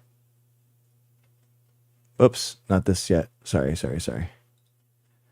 Um, I know, right? Isn't that lucky? Isn't that crazy, man? I don't see that ever happening again. I don't see it ever happening again. I think it's wild though. Dude, our last super fan, Ducky. Thank you so much, Ducky. Thank you, welcome, and thank you for being a super fan. I appreciate you so much. Um, the top gifters of the night: Marlis Dawn, Ducray, DN, Nightflyer, Helen, Cher, Bailey. The top likers of the night, thank you guys so much: Cher, Bailey, Ducray, Helen, Kim Divine, DN, Jennifer. Thank you guys so much. Patreons, legends, thank you so much. Mrs. Dr. G, Ado, and Call Me Ness. Thank you guys so much. I really appreciate you guys.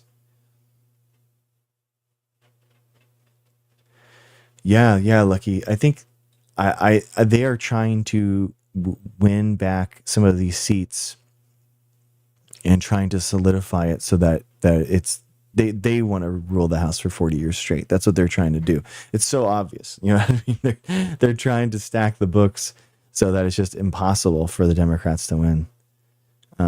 Thanks, Deidre. Thank you for saying that. They're trying to cook the books, man. It's ridiculous.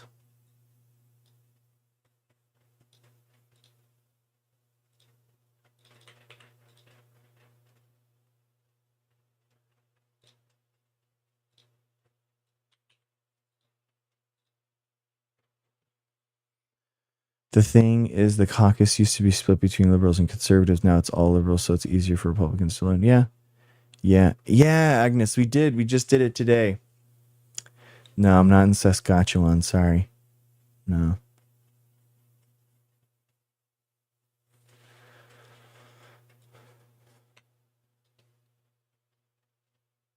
All right, guys.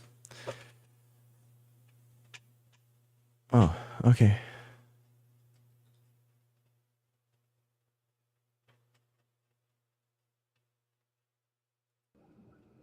What's up, Sorry, dude? were you about to hop off? What's up? Are you is this a debate about like vaccines and stuff? You're a scientist? Whatever you want, man. Oh, okay. What is your position on are you religious at all? No. No, you're fully science. Yeah. Okay, are you like pro-vaccine in all cases? Mm-hmm. Yep. There's no vaccines you're concerned about. Like you've no allegation. No, because all the diseases that the viruses cause are all worse than the vaccines. So it's always going to be the right move in order to get the vaccine versus the disease. I'm not pro-vaccine as much as I am anti-virus and anti-disease. So that's Right, but you do yeah, but you do know like some vaccines can have anti-effects, right? not as much as any of the diseases or viruses. But what about like new vaccines that just came out? You don't know the long-term effects, right? Not really. Not really. I mean, if you What want if like they give you cancer or something? nah. I mean, the mRNA vaccines are actually showing anti-cancer effects. So it's actually better for people that are like that do have cancer. It revs up the immune system and it causes the immune system to fight back the infection more. So people that have the mRNA boosters are actually living longer than their unvaccinated counterparts. So you're denying any, evidence of past cases where vaccines have caused horrible turnouts for people who got the vaccines. Maybe 20 years later, it caused some sort of horrible thing in their lung or in their blood or something like that. Just That's not because how that chemical was that's not how injected. vaccine side effects work. So that doesn't happen. How do they work? How does the side effects happen? It's usually like a really acute, like basically it's kind of like a cytokine storm where the antigens that are being produced like creates like a cascade of Uh-huh. antibodies that are being like made, and then their bodies are attacking those antibodies, and it's a really specific, really weird thing that happens that doesn't happen very often. People have to be like they're already kind of like in a state where Like weak immune system, stuff like that. nah, kinda, but not necessarily. It's kind of like it's just that people older than 60, 65 get it. It's basically their body is like not capable of withstanding it, and it starts attacking its own cells as opposed to like attacking the virus. So it's very Oh, rare. okay. Yeah. So from your position, you would be against like 80-year-olds getting vaccines. Is that what I'm getting at? No, Because no, they're no, just no. They weaker. should still get vaccinated because, like, still the extremely rare cases. It's like 1 in 50 million. It's crazy. So it's like super Wow. small. Yeah. Huh. Okay. You're actually that I guess that does make sense. So how many COVID vaccinations did you get? I mean, Yeah. probably like I was getting them every 6 months at the beginning. So I think I'm probably up to like Like you didn't 7. miss one? You didn't miss any? No, Oh wow. no. I've Oh, gotten so every flu vaccine since I was a little kid. I got all of them. Okay, so then let me get your professional opinion on this. Do Mhm. you think it's bad that my mom basically skipped all my flu vaccines throughout elementary, high school? Because my mom doesn't really believe, she's anti-vax. She Okay. doesn't believe in it unless it's like life threatening that's gonna save my life or something like that. Yeah. So, flu vaccines, not so much, basically because the flu is constantly changing so much, and Hmm. you're really only exposed to kind of like the ones that are going around. So if you got a flu vaccine now, you'd kind of be up to date. But what you genuinely would want to get is like HPV. That's like an anti-cancer vaccine. Um, Oh, that's a thing. yeah. Hmm. Anti-cancer, is that very effective? Hmm. Yeah. It stops forms of cancer in guys. Yeah. Oh, when can you get it? Can little kids get it? Because I'm You can I'm get it 20 right years old. now. Yeah. You can get it right I now. can. Hmm. Oh, I didn't know that was a thing. That just basically prevents cancer in your older age. In specific types of cancer. Yeah. HPV related. Mm.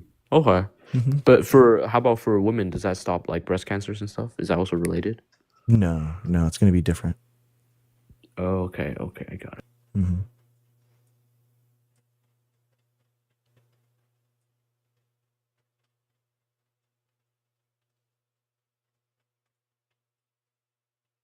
What was that? Uh, oh, okay, good. Good BS. Good. Nice. What is an underrated vaccine? Um, Cervical cancer. Exactly. Exactly, Agnes. But I don't like to say that because it's like everyone that doesn't have a cervix is like, oh, I don't need it. And I'm like, well, it's an anti-cancer drug. It's like anti-cancer. Yeah, it helps with neck cancers, other types of stuff. Yeah. Thank you, BS, for continuing to get vaccinated. That's really good, though. It is really good. Yeah. Yeah, exactly.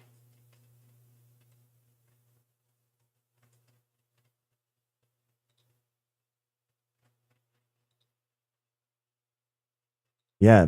Yeah, guys, get it tighter. Honestly, the best thing you could do for your friend for your life is just get it tighter. See what you got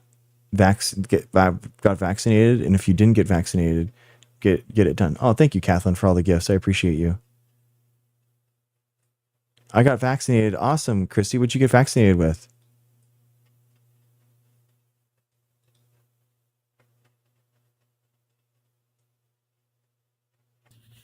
Hey, what's up, John? How's it going? Oh, good, good evening, sir. How are you? Good, man. I um I made a positive contribution today to society. And Let me guess. Let me guess. Launched a new special. nope, nope, Dang. nope. Way Um, more boring, but way more important than that. what is it? I voted. Nice, I vote. amazing.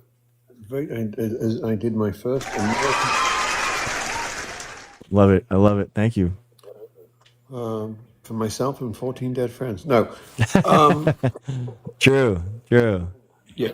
Sorry, it's the Democratic way, especially in California. You know. No, but boys and girls, I'm joking. Literally, I just came from the comedy club. I've just done a set at the Punchline in San Francisco. Oh, Um, cool, man. but no, Nice. I I did. I voted today, which was it was almost emotional. Oh, nice, man. I'm calling it the vaccination against silence because the only real measure we have is Prop 50 here in California. I got it. Well, Uh, let's give it up to her, Marlis. In 3, 2, 1. Nice, dude. We got 1,000 vaccines today. 1,009. Sorry, go ahead, dude. I love voting too, man. I freaking love it. I think that's cool that no, you're liking it too.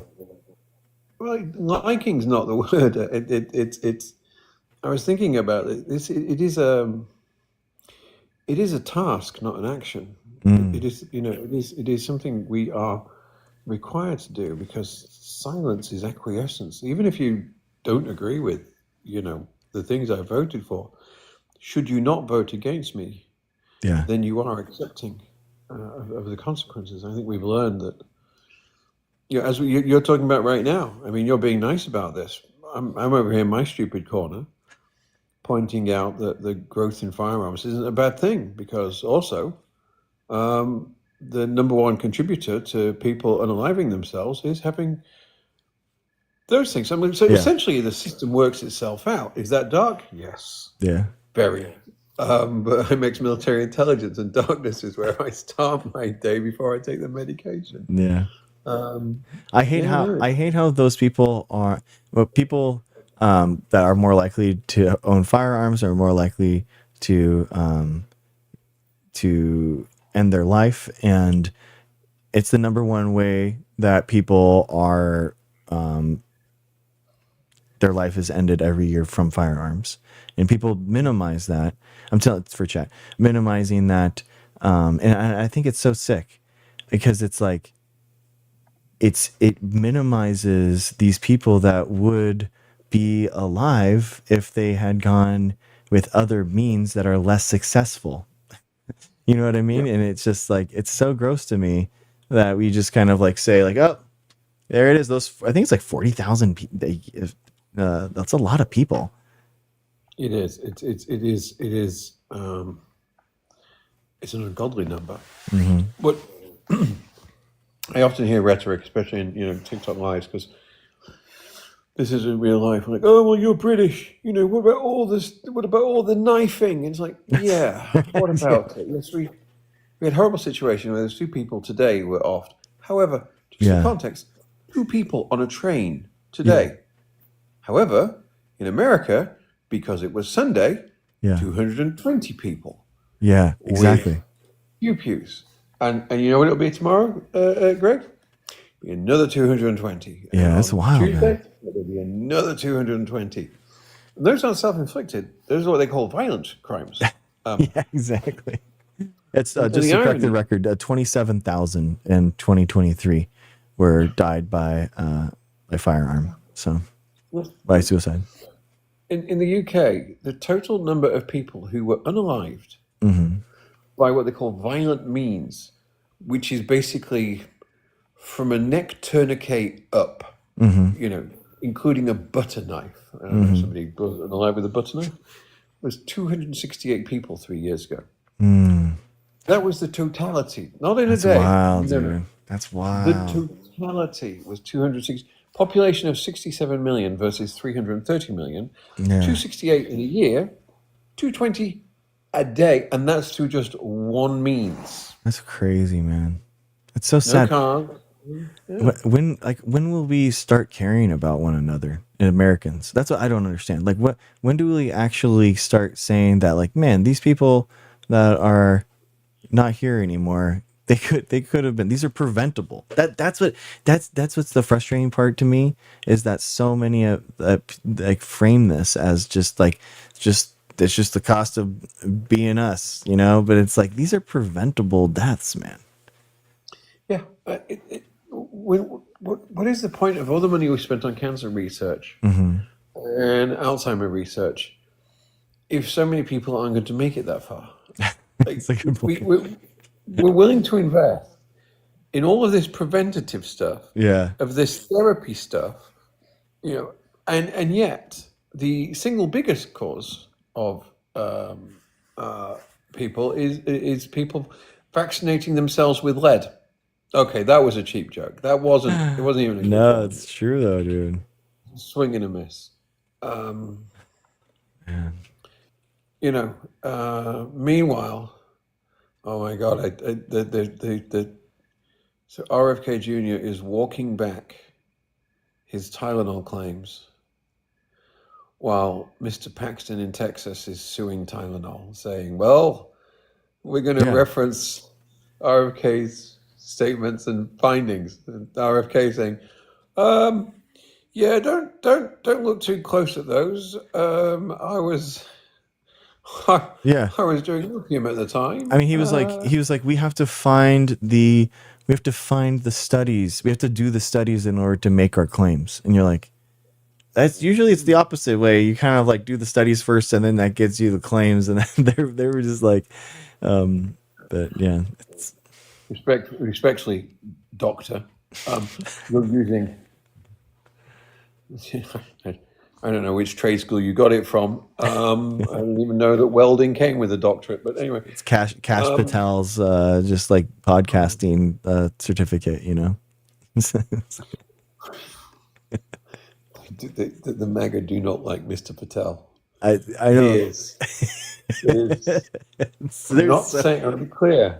I'm not saying that I enjoy watching this. I know, but I don't not enjoy it either. dude. It's and it's really bad for what's the guy who ran for president too? Vivek Swami. Oh my god, dude. He went on like a month ago. He went on like this Christianity thing, you know, talking about how he's gonna be like he would be good or you know for the country. He's just like talking about like the most like benign, like looking out for one another, and people in the audience are just roasting him, being like, "Yeah, but you're not even Christian." Like it just doesn't matter what he says. It's just like, but you're not even Christian. And then today he posted, or yesterday he posted a benign picture of him like going trick or treating with his boys, and it's just like him like hanging out with his boys, like just proud dad stuff, dude. Like not even bad. And all the comments were just like, what are you trick or treating out of our country? Are you getting ready to go? Are you like the most racist stuff? And you're just like, dude, you just picked the wrong party, bro. You picked the wrong time. Not just the wrong party, but Ohio. If we're going to have a militia rising up, it's a non-zero chance that the first one will be in Ohio. Yeah, I mean that's the Christian white nationalism wasn't just their flag color of choice, you know. No. If Mr. Vivek Swami, at no point did he hear the phrase, "You ain't from around here, is you?" Yeah. But that doesn't mean it wasn't said. He just didn't hear it. Yeah, exactly. Yeah. Yeah, exactly. He's Jake, dude. He's man, it's so funny, dude. These. I know. Look, we're not horrible people. We're just tired, and we have to find the joy in other people's misery once in a while, because their entire brand is inflicting it. Yeah, dude. Cruelty is the point of this administration. Exactly. They're proud of it. Like why would we? It's exactly, dude. They're very proud of it. I have a video that will go live 6 o'clock in the morning my time tomorrow. I recorded it up on the hill a few minutes. I was driving back from the club. Again, boys and girls, from the comedy club, because I am too old to go to a club. Okay, I am 50 next year, and everything hurts. I wake up in the morning and my shoulders pop like popcorn, and not from having done anything fun. I never knew that sleep could be so physically dangerous. I've had that happen where I'm like, my shoulder gets tweaked from sleep. I'm like, how did I get injured from sleeping? Like, what was that?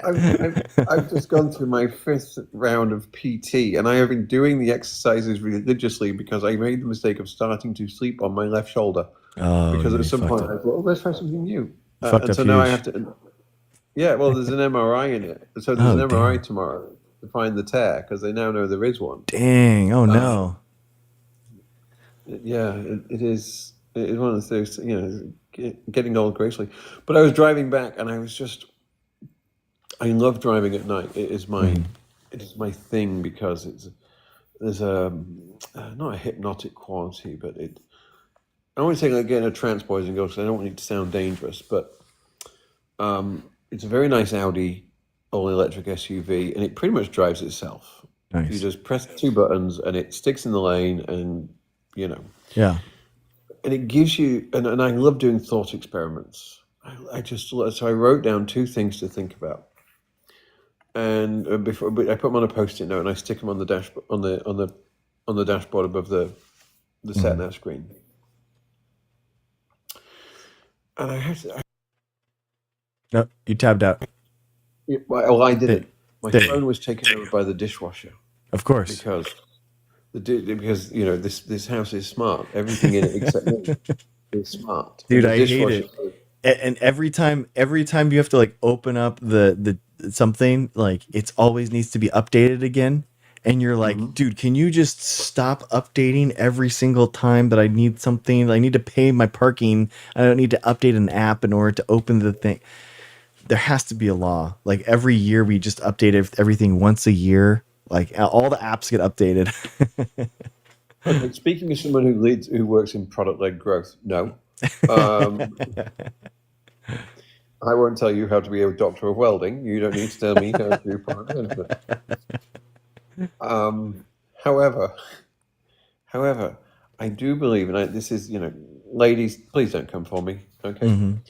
But I have a question, doctor. Maybe you know this. In terms of allergies, I don't I don't know if there's a preponderance of allergies to pollen or anything between the male and the female of our Hmm. species. But I have to believe that a good number of ladies in this world Hmm. are allergic to updating the apps on their phones. Mm. My wife, I don't know if she feels that the auto update function is run by Satan or possibly Prince Andrew. Um, sorry, I've been trying to work Prince Andrew jokes in all night. Uh, I was doing a line tonight. Your was it your Supreme Court said your presidents would have the power of a king, so you elected one. You could have had one of ours. Prince Harry was in LA. He's the ginger. He's what we call an REI, a DEI royal. We, we didn't want him. We sent him to Afghanistan 5 times. That's 4 more times than we expected. We only had to send his mother Diana to Paris once. And before you Oh. say, ah, and you groan, just understand that 50% of you would believe me if I said that Luigi Mangione was the driver of the limo. It's true. It's a good San Francisco joke. That's really good. Yeah, I love it when you can love Prince Harry, you can have him. We don't want him. Okay. One does not reconcile with your father through an interview. In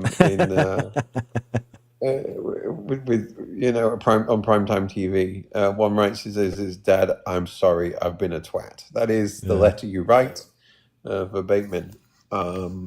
Yeah, no, it's yeah. Prince Andrew completely fucked up my jokes tonight. Thankfully, that was the only thing he was fucking. Actually, we're going Princey now, just Andrew. But yeah, it's I don't know. This country is it's in an interesting place right now.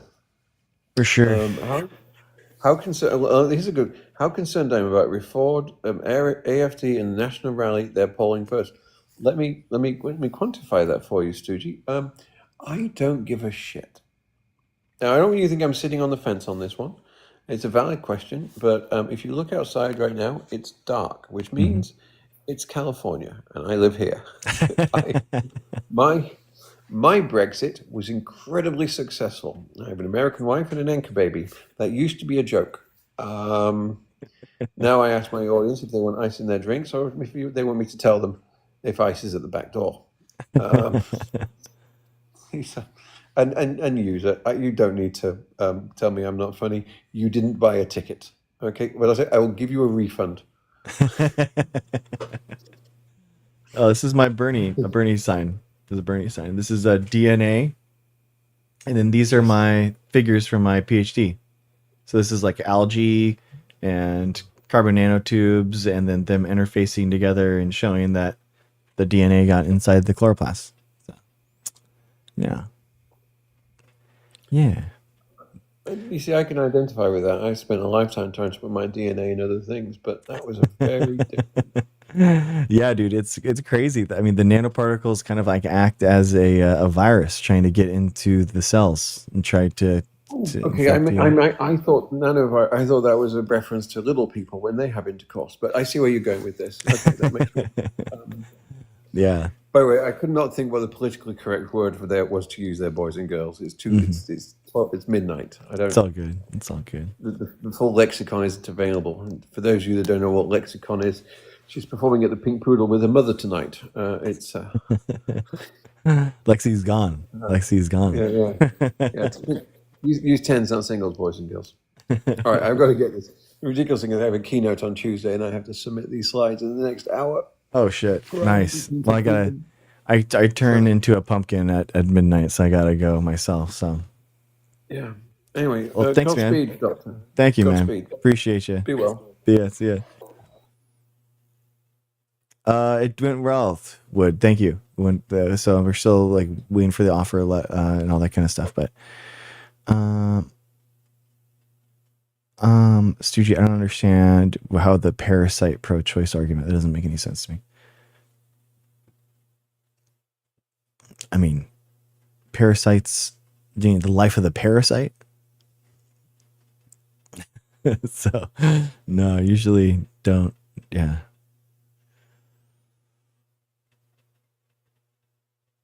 Yep. Don't really think about that as much. Oh. Oh, I mean, I mean, it's not a parasite. It's a zygote, so it's different. It's not a parasite. But it acts like a lot of it. But the difference is that a parasite is a living thing and a fetus is not. So that's the big difference there. Yeah, I'm a microbiology PhD.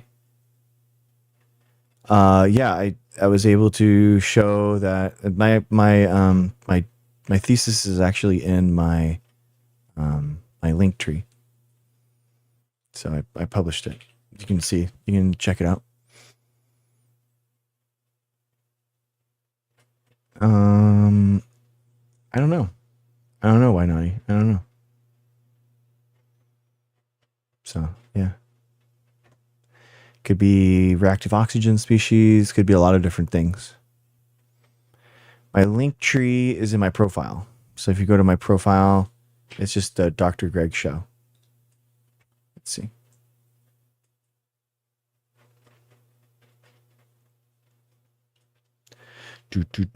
I changed this recently, so I just wanted to make sure that it's like working.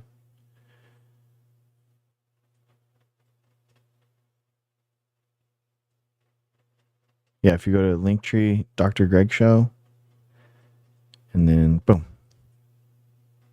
I do have a YouTube, Suji. Yeah, I have YouTube is for all my archived stuff. So I have a bunch of archived talks and discussions, and also all my other shows. So all my shows are all in there. So if you ever wanted to catch up or listen to some other ones, they're all there.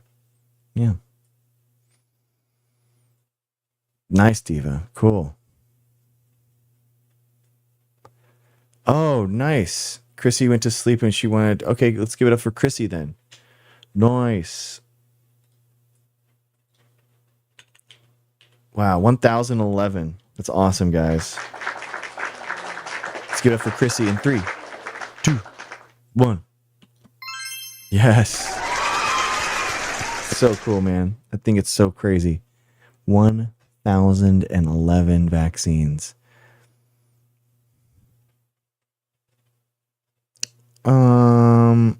Why not? Why do people in Japan and parts of Italy capable of living cancer-free and having 90 years average? There's like the blue zones, right? I don't know. That's a good question. Yeah, I don't know.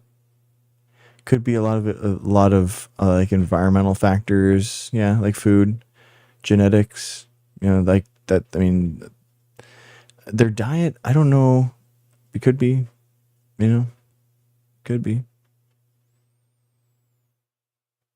Yeah, I think that being active, sleeping, eating right, eating like. Yeah, I don't know.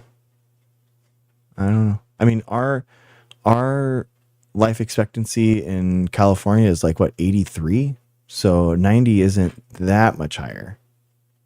I wouldn't think.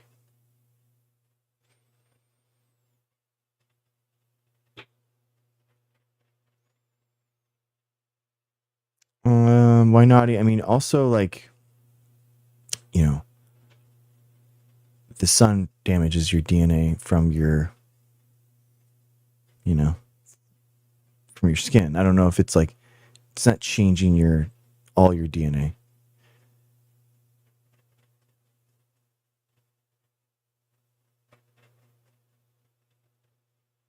I don't know if that's been proven, Why Naughty. I don't know. That sounds anecdotal. I don't know though. When I visit California for work, I was always surprised by the number of people walking in the evenings. Yeah. Oh, Diva, I was glowing for the vaccination party that we did. Yeah. Oh, nice. Nice, Juju. I'm in Australia. Nice. Thanks for being here, man. Thank you.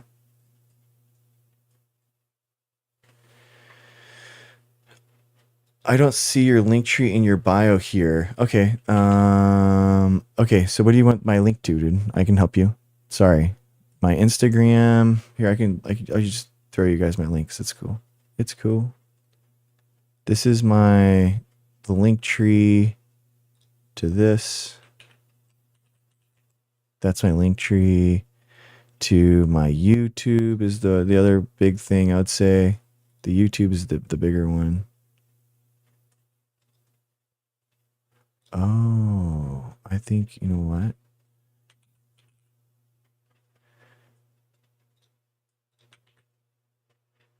I think, you know what? I think you're right in the fact that this, there, the YouTube was,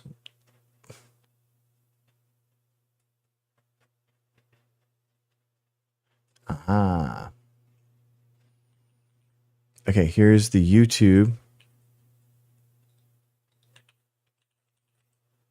Okay, and then the Discord.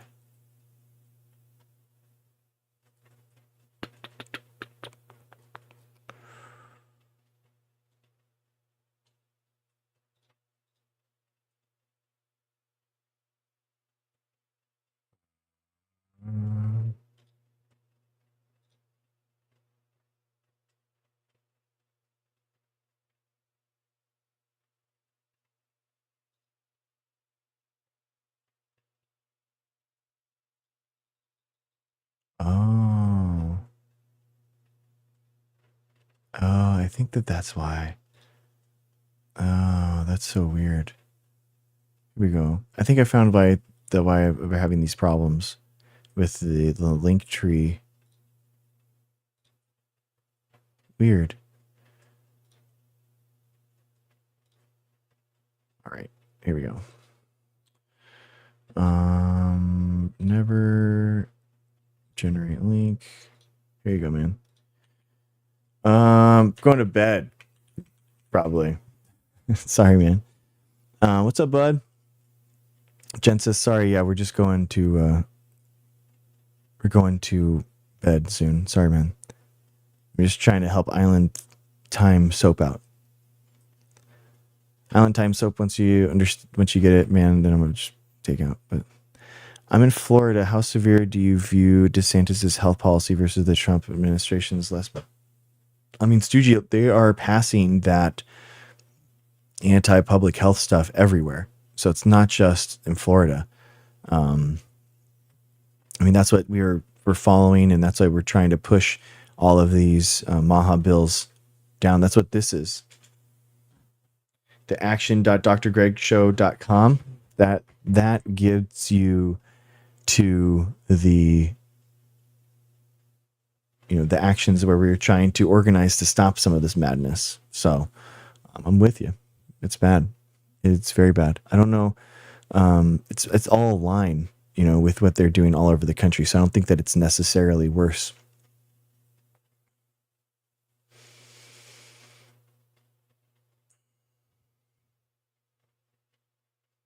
Okay, cool. Thanks, Genesis. Thanks, man. Nice. Island Time Soup is good in. We're good. Cool. Sweet, guys.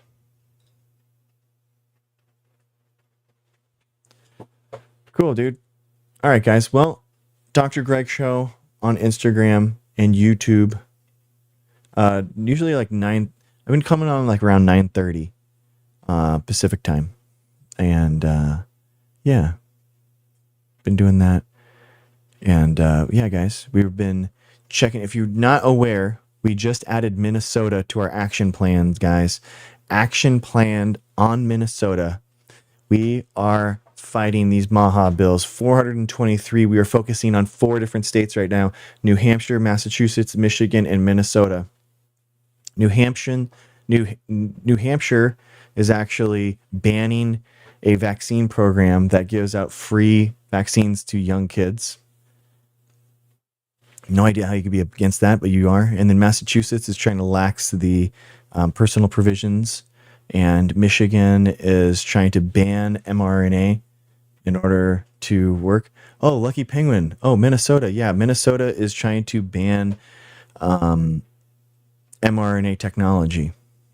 So if you go to action.drgregshow.com, we have pinpointed basically the key persuadable voters that we want to target in the Minnesota House bills. So that's what we're doing. So we're trying to talk to them. We're trying to sway them. We're trying to contact them through email and phone. And we have templates for you. So if you want, you can do that. Do this, and then do your emails, do your phones, do your phone calls, and we will count it. So we have called 201. We've called or emailed 201 times already in regards to this.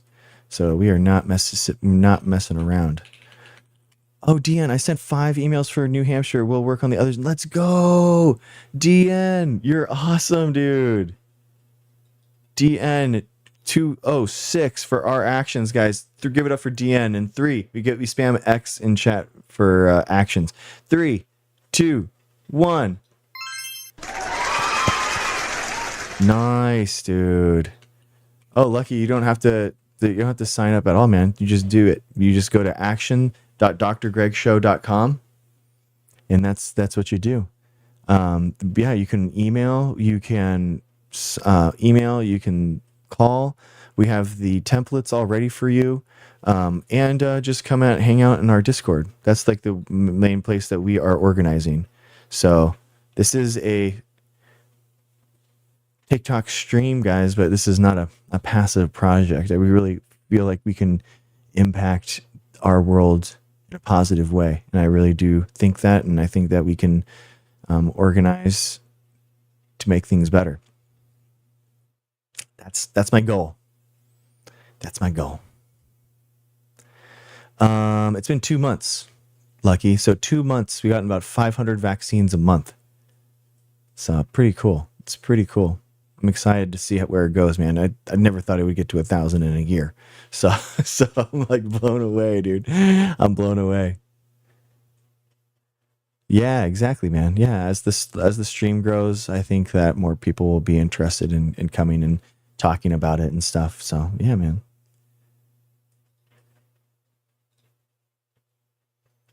Yeah. So action.drgregshow.com. Do some emails, do some phone calls, come in here, let us know, or get vaccinated, and we will celebrate you, because we celebrate political actions, we celebrate vaccines. I appreciate you. Cool, Diva. All right. That's it, guys. Thank you guys so much. What a night. We actually did it. We actually did it, guys. Why some doctors have different vax than the regular boy? What do you mean? We celebrated. We got to 1,000 vaccines, brother. We got to 1,000 vaccines. That was a crazy moment. Amazing. I'm sorry about that, Penis. I'm sorry. All right, guys. What a stream. Legendary stream. 1,000 vaccines. Very cool, man. Get involved, guys. Hang out in the Discord. Organize there.